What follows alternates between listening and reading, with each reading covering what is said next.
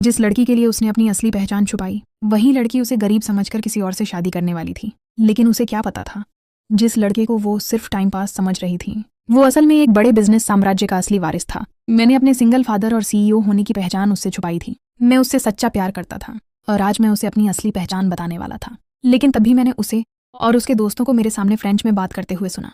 तुम जल्द ही घर वापस जा रही हो ना लियान यिंग? तो फिर तुम्हारे हाथ में जो ये लड़का है, इसका क्या होगा? ये वान शुआंग ने हाथ में पकड़े वाइन ग्लास को हल्के से घुमाते हुए कहा। मुझे नहीं पता, मुझे वो बहुत पसंद है, लेकिन वो बहुत गरीब है। लियान यिंग तो बस परिवार के लिए एक बहाना है, असल प्यार तो वही है। मैं उससे ये सब छुपा कर रखूंगी, उसे बस बाहर ही रखूंगी। उनकी इतनी बेरहम बातें सुनकर मैं अंदर से टूट गया। उन्हें लगा मैं गरीब हूँ और मुझे फ्रेंच समझ नहीं आती, लेकिन उन्हें नहीं पता था, मैं सब समझ रहा था। तो ये सच था, वो और उसका परिवार सिर्फ मेरे साथ खेल रहे थे। मैं बहाना बनाकर वॉशरूम चला गया और बाहर जाकर अपने घर फोन मिलाया। मॉम, डैड, मैंने फैसला कर लिया है, मैं परिवार की प्रॉपर्टी संभालने के लिए तैयार हूँ। मेरी बात सुनकर फोन पर मेरे माता पिता बहुत खुश हो गए। मुझे अपनी वो गर्लफ्रेंड याद आई जिसके लिए मैंने अपनी पहचान छुपाई थी। मैं खुद को रोक नहीं पाया और पूछ बैठा, क्या वो लड़की भी मेरे साथ वापस आएगी? नहीं, मैं उससे ब्रेकअप करने वाला हूँ। मेरी आवाज़ थोड़ी भारी हो गई थी। 1 हफ्ते में मैं यहाँ की हर चीज़ खत्म कर दूंगा। कुछ देर और बात करने के बाद मैंने फ़ोन काट दिया। मैं वापस हॉल में आया। जैसे ही मैंने दरवाज़ा खोला, वहाँ का शोर अचानक शांत हो गया।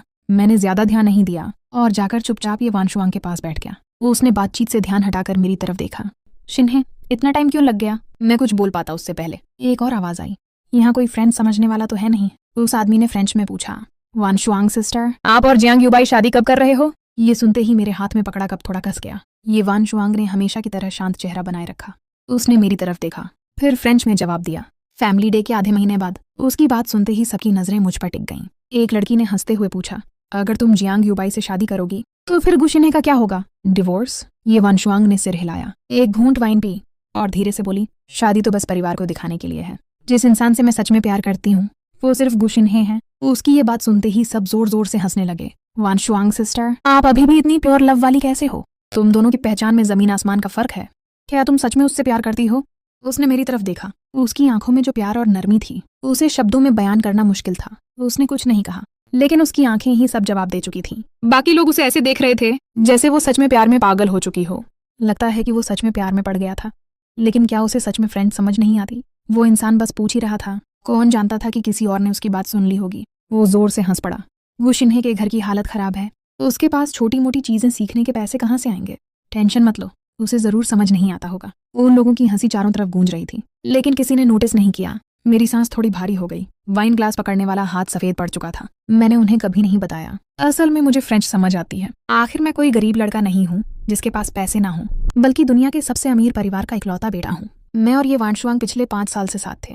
उसने हमेशा मेरे साथ अच्छा बर्ताव किया, लेकिन कभी मुझे अपने घर वालों से नहीं मिलवाया। पहले मुझे लगा शायद उसे हमारे स्टेटस का फर्क परेशान करता है। आखिर ये फैमिली हैचिंग की सबसे बड़ी फैमिली में से एक थी, इसलिए मैंने उसी सुबह फैसला किया था कि मैं उसे अपनी असली पहचान बता दूंगा। मैं अब हमेशा अपने माता पिता की प्रोटेक्शन के पीछे छुपकर नहीं जीना चाहता था। मैं दुनिया के सबसे अमीर परिवार का इकलौता वारिस हूँ, लेकिन मैंने अपनी पहचान छुपाकर एक आम इंसान की तरह जीना चुना था। लेकिन टाइमिंग बहुत अजीब थी। 3 दिन पहले मैंने उसकी स्टडी रूम में एक लाल शादी का कार्ड देखा। दूल्हा था जियांग फैमिली का यंग मास्टर और दुल्हन थी ये वान शुआंग। तभी मुझे समझ आया कि जब वो मेरे साथ प्यार का नाटक कर रही थी, उसी वक्त घर वालों की पसंद की शादी भी एक्सेप्ट कर चुकी थी। एक तरफ वो मुझसे हस्बैंड बुलवाती थी, दूसरी तरफ किसी और से शादी की तैयारी कर रही थी। उस पल मुझे लगा अब कुछ भी कहने का कोई मतलब नहीं बचा। अब वो शादी करेगी और मैं फैमिली बिजनेस संभालूंगा। हम दोनों का फ्यूचर अलग अलग रास्तों पर जाने वाला था। कमरे में मौजूद लोग भी धीरे धीरे बातें करते हुए उठने लगे। मैं भी सबके साथ बाहर निकल गया। बस कुछ कदम ही चला था कि पीछे से एक अजनबी आवाज आई, यंग मास्टर गो। मैंने पीछे मुड़कर देखा। वो एक बिजनेस पार्टनर था जो काफी समय से मेरे पापा के साथ काम करना चाहता था। मैंने अंदर ही अंदर सांस ली। मैं अपनी पहचान जाहिर नहीं करना चाहता था और सोच रहा था कि इस सिचुएशन से कैसे निकलूं। तभी ये वान शुआंग की एक दोस्त पीछे से हंसते हुए बोली, कौन सा यंग मास्टर? वो शिन्हे के कपड़ों में 300 युआन भी नहीं होंगे। ये कैसा यंग मास्टर है? बहुत बड़ा मजाक है। इतना सुनते ही सब लोग हंसने लगे। उन्हें लगा मैं फ्रेंच नहीं समझता। मैं चुपचाप उनकी बातें सुनता रहा। मेरे चेहरे पर कोई एक्सप्रेशन नहीं था, लेकिन दूसरी तरफ ये वान शुआंग गुस्से में आ गई। उसने ठंडी नजरों से उस लड़की को वार्निंग दी। वो लड़की थोड़ी असहज हो गई और उसकी हंसी धीरे धीरे रुक गई। बाकी लोग भी उसकी नजर देखकर शांत हो गए। यान शीशी की आवाज वहीं रुक गई और वो इंसान भी आगे कुछ नहीं बोला। मैं चुपचाप ये वान शुआंग के पीछे चलता रहा और हम दोनों बिना एक शब्द बोले घर वापस आ गए। घर पहुंचने के बाद उसने जूते बदले और अचानक बोला, अब मैं तुम्हें ऐसी पार्टियों में नहीं ले जाऊंगा। मेरे चेहरे पर अब भी कोई बदलाव नहीं था। अगर वो मुझे अपने फ्रेंड सर्कल से बाहर भी कर दे तो भी शायद अब मुझे फर्क नहीं पड़ता। मैंने बस शांत आवाज में पूछा, क्या तुम्हें लगता है कि मैं तुम्हारे लिए शर्मिंदगी हूँ? वो हल्का सा हंसा और मुझे गले लगाने आया, लेकिन मैंने खुद को पीछे कर लिया। उसने मजबूरी में समझाते हुए कहा, तुम क्या सोच रहे हो? मैं बस नहीं चाहता कि तुम्हारे साथ गलत बर्ताव हो, लेकिन हमारे स्टेटस में फर्क है। भविष्य में हमें हमेशा ऐसी सिचुएशन फेस करनी पड़ेगी। फिर उसने धीरे से पूछा, क्या तुम्हारे घर वाले अभी भी तुम्हें शादी के लिए दबाव डाल रहे हैं? मैं उसकी आंखों में देख रहा था, शायद कोई गिल्ट, कोई पछतावा नजर आ जाए। लेकिन शादी शब्द सुनकर भी ये वान शुआंग बस कुछ सेकंड चुप रही। फिर वो ऐसे नॉर्मल हो गई जैसे कुछ हुआ ही ना हो। उसने कहा, बस इतना जान लो कि मैं जिससे प्यार करती हूँ वो तुम हो। बाकी चीजों का मैं कोई ना कोई रास्ता निकाल लूंगी।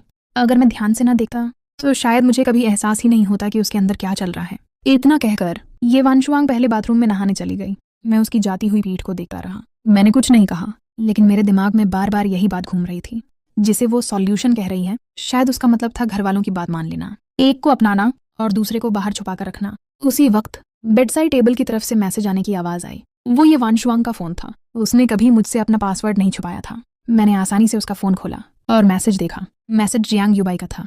वान शुआंग, कल मैं तुम्हें अपने पेरेंट्स से मिलवाने ले जाऊंगा। अगर आज तुम मेरे साथ नहीं रुकी तो कहीं बड़े लोगों को हमारी फेक मैरिज का पता ना चल जाए।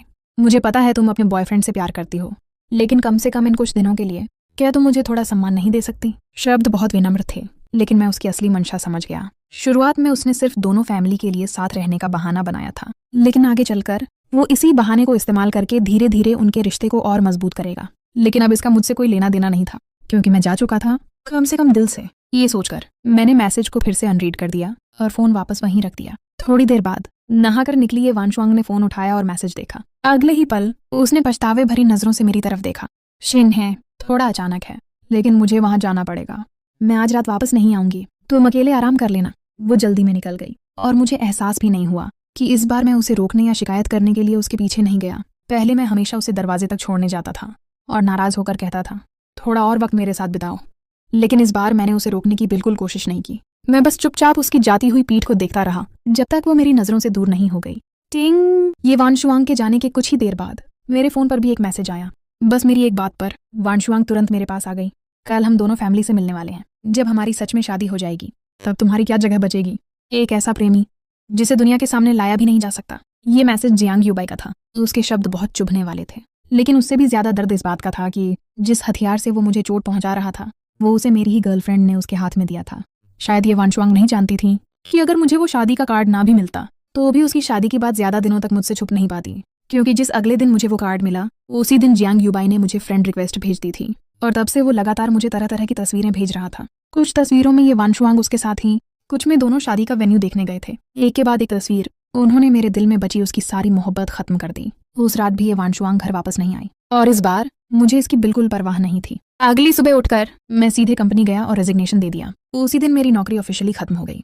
लंच ब्रेक में मैं अपने कुछ कॉलीग्स के साथ नीचे खाना खाने गया। जब मैंने बताया कि मैं नौकरी छोड़ चुका हूँ तो एक करीबी कॉलीग मजाक में बोला, आजकल वीडियो में बहुत देखता हूँ, जो लोग अचानक नौकरी छोड़ देते हैं वो असल में घर जाकर फैमिली बिजनेस संभालने वाले होते हैं। शिन्हे, तुमने भी इतनी जल्दी नौकरी छोड़ दी? कहीं तुम भी अपनी फैमिली प्रॉपर्टी संभालने तो नहीं जा रहे? वो बस मजाक कर रहा था, लेकिन मैंने हल्के से सिर हिलाया। हाँ, अब फैमिली बिजनेस संभालने जा रहा हूँ। मेरी बात सुनकर सब एक सेकंड के लिए चौंक गए, फिर जोर जोर से हंसने लगे। किसी ने भी मेरी बात को सीरियसली नहीं लिया। मैं बस मुस्कुरा दिया और कुछ समझाया भी नहीं। खाना खत्म करने के बाद मैंने अपना सारा सामान बॉक्स में पैक किया और उसे लेकर सीधे घर लौट आया। जब मैं घर पहुंचा तो ये वान शुआंग भी वहीं थी। मुझे बॉक्स के साथ देखकर वो थोड़ा हैरान हुई। तुमने नौकरी छोड़ दी? मैंने सिर हिला दिया और बॉक्स लेकर कमरे की तरफ बढ़ गया, लेकिन उसके चेहरे पर चिंता साफ दिख रही थी। उसने मुझे रोकते हुए पूछा, तुम्हें तो ये नौकरी बहुत पसंद थी ना, फिर अचानक क्यों छोड़ दी? मैं कुछ पल रुका, फिर उसकी तरफ देखकर हल्का सा मुस्कुराया, क्योंकि अब मुझे उससे भी ज्यादा जरूरी काम करना है। मेरी बात सुनकर उसने ज्यादा सवाल नहीं पूछे, बस धीरे से बोली, अगर काम बहुत थका दे तो वापस आ जाना।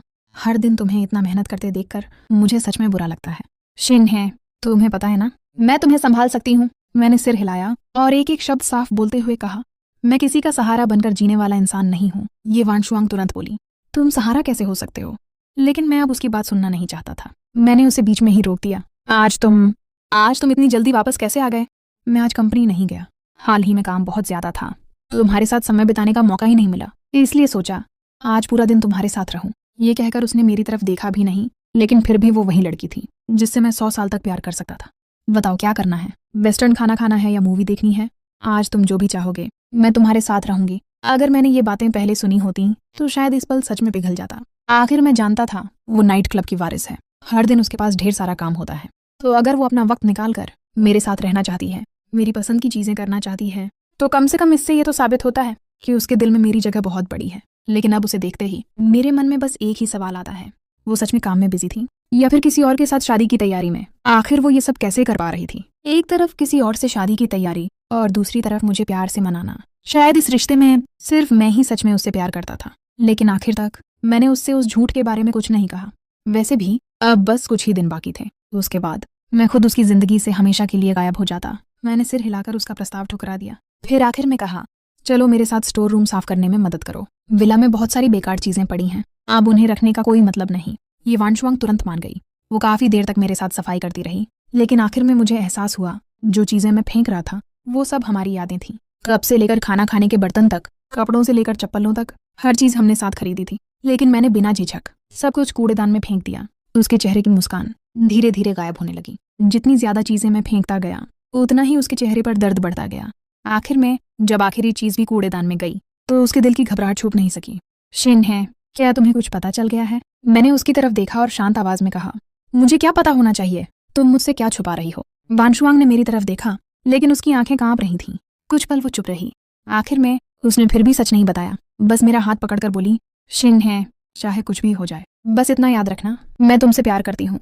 मैं हल्का सा मुस्कुराया लेकिन कुछ नहीं कहा। सफाई खत्म होने के बाद भी वांशुआंग जिद करके मुझे डेट पर ले गई। शायद उसे कुछ एहसास हो गया था। इस बार मैंने भी मना नहीं किया। वो मुझे डिनर पर ले गई, फिर मूवी दिखाई और आखिर में उसकी कार एक ऑक्शन हॉल के सामने जाकर रुकी। हम अंदर जाने ही वाले थे कि तभी एक आदमी महंगे सूट में हमारी तरफ चलता हुआ आया। उसने मुझे कुछ पल ध्यान से देखा। मैंने अपनी आंखों से साफ देखा। वांशुआंग का चेहरा अचानक बदल गया। क्या हुआ? मैंने पूछा। उसने धीरे से कहा, एक जान पहचान वाला मिल गया। उसकी बात खत्म होते ही वो आदमी हमारे सामने आकर खड़ा हो गया और मुस्कुराते हुए बोला, तो ये है वो लड़का जिसके बारे में तुम बात करती थी। वो मेरे बेस्ट फ्रेंड के बेटे जंग युबाई का बेटा था और फिर उसने मेरा इंट्रोडक्शन मेरे बॉयफ्रेंड गुशिनहे से करवाया। दोनों की बात सुनते ही जंग युबाई के चेहरे की स्माइल एक पल के लिए बदल गई। फिर वो दोबारा मुस्कुरा दिया। उसने कहा, सुना था वांशुआंग का बॉयफ्रेंड बहुत हैंडसम है। आज देखकर पता चल गया कि बात झूठ नहीं थी। उस दिन फ्रेंच में मेरा मजाक उड़ाने वाली लड़कियों का ग्रुप ही वहीं आ गया जहां मैं देख नहीं सकता था। वहां ये वांशुआंग ने हल्के से आंख झपकाई। तभी मुझे समझ आ गया कि ये सब कोई इत्तेफाक नहीं था। उन्होंने जानबूझकर जंग युबाई को यहाँ बुलाया था। मेरे दिल में गुस्सा भर गया, लेकिन अगर मैं उस वक्त अचानक वहां से चला जाता तो बात और ज्यादा अजीब हो जाती। इसलिए मुझे अपना गुस्सा दबाना पड़ा। ओनक्शन में जंग युबाई की सीट ठीक ये वांशुआंग के बगल में थी। मैसेज में जितना उकसाने वाला था असल में उतना ही जेंटलमैन बन रहा था। उसे पता था कि ये वांशुआंग को इन चीजों में इंटरेस्ट है, इसलिए वो लगातार उसी टॉपिक पर बातें करता रहा। धीरे धीरे ये वांशुआंग भी उसकी तरफ खींचती चली गई। जब तक मैंने हल्की सी खांसी नहीं की उसे याद ही नहीं आया कि वो मुझे पूरी तरह साइड में छोड़ चुकी है। फिर उसने नरमी से कहा, मुझे पता है तुम्हें इन चीजों में इंटरेस्ट नहीं है। अगर कुछ पसंद आए तो सीधे बोली लगा देना। मैं अभी कुछ बोल भी नहीं पाया था कि पीछे बैठी लड़कियों की मीठी आवाजें फिर सुनाई देने लगीं। उन्होंने जानबूझकर आवाज धीमी रखी थी, लेकिन वो बस एक लाइन पीछे बैठी थी, इसलिए उनकी बातें साफ सुनाई दे रही थीं। ये वांशुआंग सच में उसका बहुत ख्याल रखती है। अगर उसे इंटरेस्ट भी हो तब भी उसे कुछ समझ नहीं आएगा। मुझे तो लगता है उसे बोली लगानी भी नहीं आती होगी। हाँ, ये हाई सोसाइटी का ऑक्शन है, पक्का पहली बार आया होगा। वो लोग बातें करते हुए बार बार मेरी तरफ देख रहे थे। ऊपर से बातें मीठी लग रही थीं, लेकिन असल में वो जानबूझकर मुझे नीचा दिखा रहे थे। खैर, उनके सामने मुझे अपनी इज्जत बनाए रखनी थी। अगर मैं खुद को किसी यंग मास्टर जैसा दिखाना चाहता था तो मुझे आखिर तक निभाना ही था। आखिरी आइटम की डील खत्म हुई और अगला सामान स्टेज पर लाया गया। वो सॉन्ग हियान की एक जेड स्कल्पचर थी। होस्ट ने इंट्रोडक्शन देते हुए कहा, ये मशहूर जेड मास्टर जुनशंग की बनाई हुई कलाकृति है। ये सुनते ही जंग युबाई तुरंत एक्साइटेड हो गया और उसने अपने हाथ का नंबर कार्ड उठा लिया। वांशुआंग, इस कलेक्शन की वैल्यू बहुत ज्यादा है।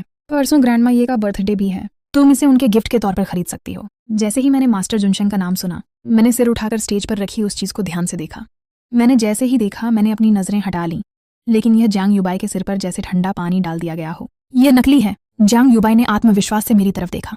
मैं बस तुमसे पूछना चाहता था कि तुम क्या जानते हो। लेकिन मैंने ये वांशुआंग को अपने पास बैठे देखा और अपनी गुस्से को रोकते हुए हंसी। मिस्टर गू ने यह कैसे पहचाना? क्योंकि यह सच है। इसे ग्यू परिवार के पहले बेटे ने उनकी दादी को दिया था।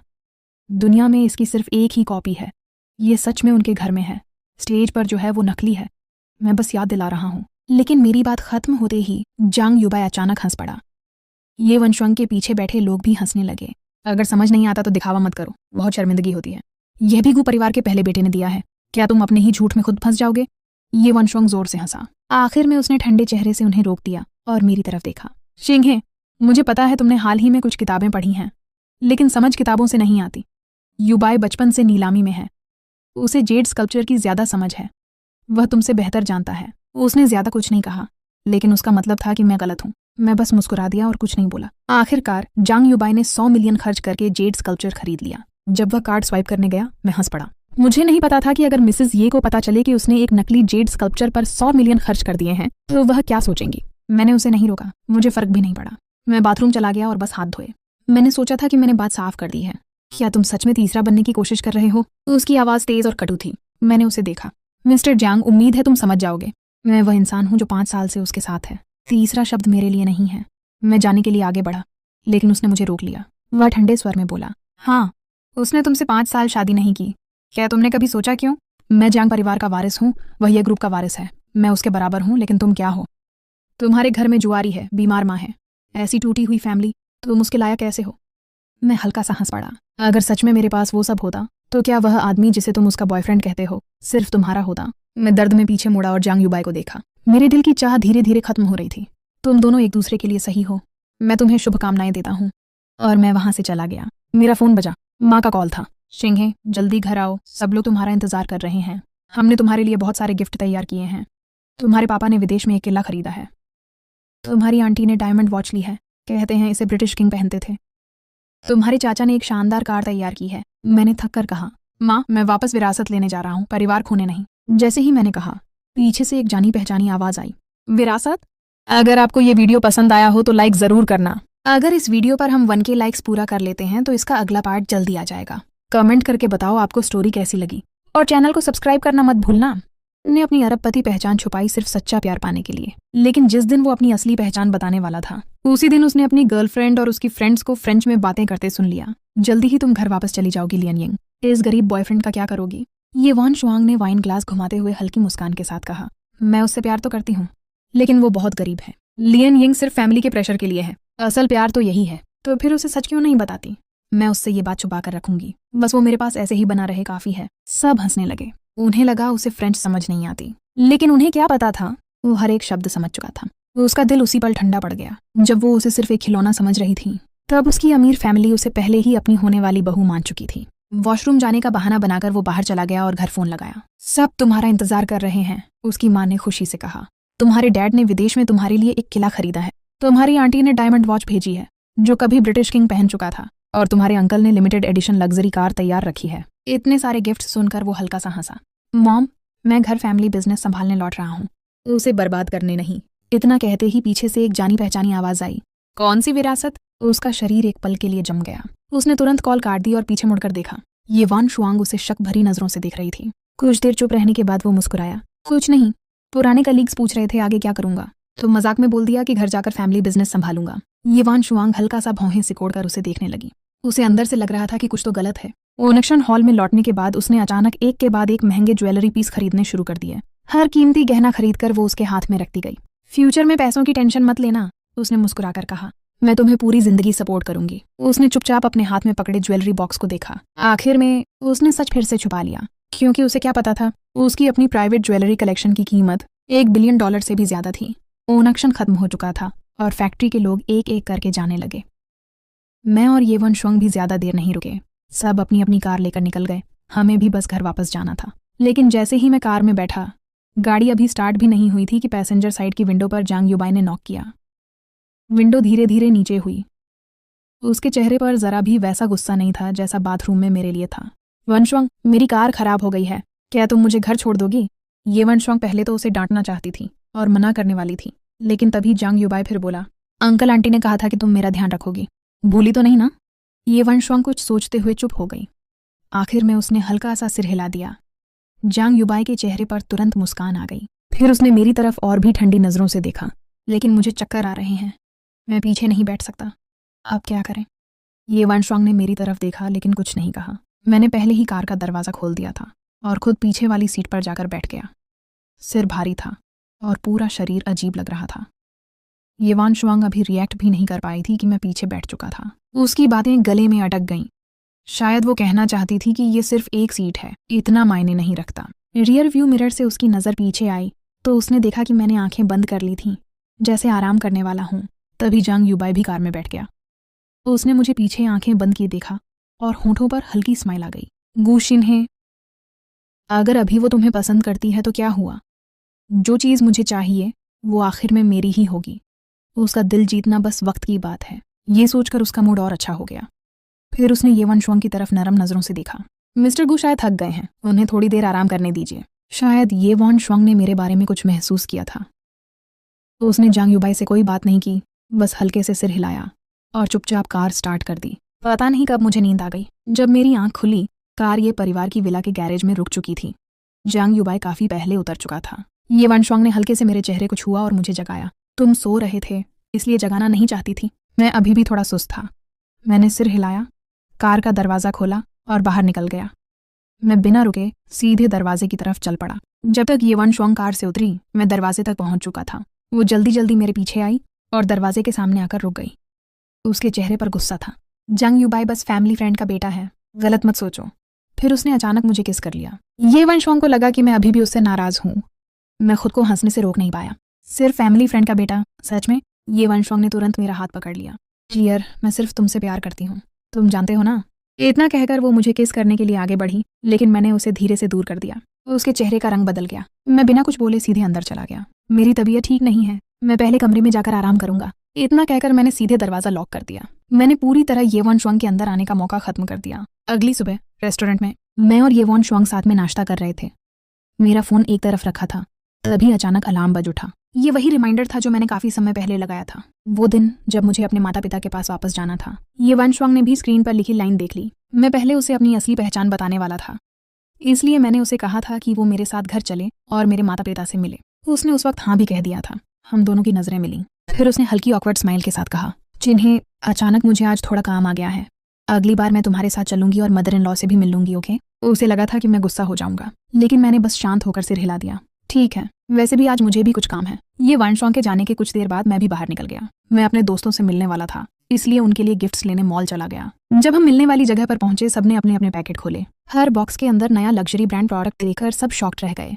चिन्हे, तुम्हें इतना महंगा सामान कहाँ से मिला? ये तो बिल्कुल असली लग रहा है। अरे पागल, लग नहीं रहा, ये सब सच में असली है। मैं हंस पड़ा। मैंने समझाने की कोशिश की, लेकिन किसी को यकीन ही नहीं हो रहा था। फिर मैंने आखिरकार अपनी असली पहचान बता दी। असल में मैंने जो अपने फैमिली बैकग्राउंड के बारे में बताया था वो सब फेक था। मेरी असली पहचान ये है कि मैं उस बड़े फैमिली बिजनेस का इकलौता बेटा हूँ, और इस बार मैं तुम सबसे इसलिए विदा लेने आया हूँ क्योंकि मैं घर वापस जाकर फैमिली बिजनेस इनहेरिट करने वाला हूँ। मेरी बात सुनते ही पहले सबको लगा मैं मजाक कर रहा हूँ, फिर शॉक और आखिर में पैनिक। क्या यंग मास्टर इतने समय से हमारे बीच था? उनकी चीखें इतनी तेज थीं कि पूरा रेस्टोरेंट गूंज उठा। सब एक्साइटमेंट में ऑलमोस्ट पागल हो गए थे। फिर अचानक किसी को ये वन शुआंग याद आई। लेकिन अगर तुम वापस जा रहे हो तो ये वन शुआंग का क्या होगा? क्या उसे तुम्हारी असली पहचान पता है? ये वन शुआंग का नाम सुनते ही मेरे चेहरे की स्माइल धीरे धीरे गायब हो गई। मैंने हल्की कड़वाहट के साथ कहा, वो किसी और से शादी करने वाली है। क्या ये कैसे हो सकता है? मेरे दोस्तों के चेहरे डिसबिलीफ से भर गए, क्योंकि उनकी नज़रों में ये वन शुआंग हमेशा मुझसे बेहद प्यार करती थी। सही कह रहे हो, 3 साल पहले तुमने बस कैजुअली कहा था कि तुम्हें टैंग हुआ पसंद है, और उसने तुम्हारे लिए पूरी दुनिया से टैंग हुआ खरीद लिया था। और 2 साल पहले जब तुम्हें फ्लू हुआ था, जब तुम विदेश में थे, वो आखिरी बार सिर्फ तुम्हारी देखभाल करने वापस आया था। पूरी रात उसने आंख तक नहीं बंद की। और 1 साल पहले तुम्हारी कार का एक्सीडेंट हुआ था, याद है? उस वक्त कंट्रोल से बाहर हुआ ट्रक सीधे तुम्हारी तरफ आ रहा था। तुम्हें बचाने के लिए उसने अचानक स्टीयरिंग मोड़ दी। आखिर में तुम्हें एक खरोंच तक नहीं आई, लेकिन उसकी खुद की 3 पसलियां टूट गई थीं। वो लगभग 3 महीने तक बिस्तर पर पड़ा रहा, ठीक से उठ भी नहीं पाता था। अब वो शादी कर रही है और दूल्हा तुम नहीं हो। दोस्तों की बातें सुनकर मेरे दिल में भी हल्की कसक उठी। कभी ये वन शुआंग सच में मुझसे बहुत प्यार करती थी, इतना कि अपनी जान तक दे सकती थी। लेकिन अब मैंने हल्की मुस्कान के साथ सिर हिला दिया। वो मुझसे प्यार करती है, लेकिन उसकी फैमिली सोचती है कि मैं उसके लायक नहीं हूँ, और मुझे अपनी असली पहचान बताने का मौका भी नहीं मिला। उन्होंने तो शादी के इन्विटेशन कार्ड्स तक छपवा दिए। शादी के बाद शायद वो चाहती थी कि मैं उसका सीक्रेट लवर बनकर रहूं। ये सुनते ही सब दोस्त शॉक्ड रह गए। क्या लवर? टैंग फैमिली का इकलौता यंग मास्टर उसका सीक्रेट लवर बनेगा? ये फैमिली सच में पागल हो चुकी है। सच कहें तो जब वो अपनी वाइफ को मनाने के लिए रोएगी ना, तब उन्हें पता चलेगा कि असली गलती क्या थी। अगर उन्हें पता चल गया कि तुम चुपचाप वापस जा रहे हो, तो पूरा ये फैमिली पागल हो जाएगा। उसी वक्त रेस्टोरेंट के दरवाजे से ये वन शुआंग और जांग युबाई अंदर आए। उन्होंने शायद हमारी बातें सुन ली थीं। ये वन शुआंग थोड़ी शॉक्ड दिख रही थी। कौन सी असली पहचान? मैंने दोनों को साथ अंदर आते देखा। मेरे एक दोस्त यीफिन टेनिंग कुछ बोलना चाहता था, लेकिन मैंने उसे रोक दिया। मैंने ठंडी नजरों से उन दोनों की तरफ देखा। तुम लोग यहाँ क्यों आए हो? ये वन शुआंग की आंखों में हल्की गिल्ट थी। वो मेरी तरफ ठीक से देख भी नहीं पा रही थी। उसने धीरे से कहा, हम दोनों का एक कोऑपरेशन प्रोजेक्ट है, उसी के बारे में बात करनी थी। उसकी बात सुनकर मैं हंस पड़ा। मुझे अच्छी तरह पता था कि उनका कोऑपरेशन क्या था। Marriage cooperation. ये वंशवांग और जंग युबाई हमारे साथ नहीं बैठे। उन्होंने कहा कि उन्हें कोऑपरेशन की बात करनी है, इसलिए दोनों थोड़ी दूर जाकर साथ बैठ गए, लेकिन इतनी दूर भी नहीं कि मैं उनकी क्लोजनेस ना देख पाऊं। जैसे जंग युबाई के लिए स्टेक काटना, अपनी पसंदीदा डिश उसके साथ शेयर करना, उसके लिए टिश्यू निकालना, यहाँ तक कि उसके होंठ गंदे होने पर खुद साफ करना।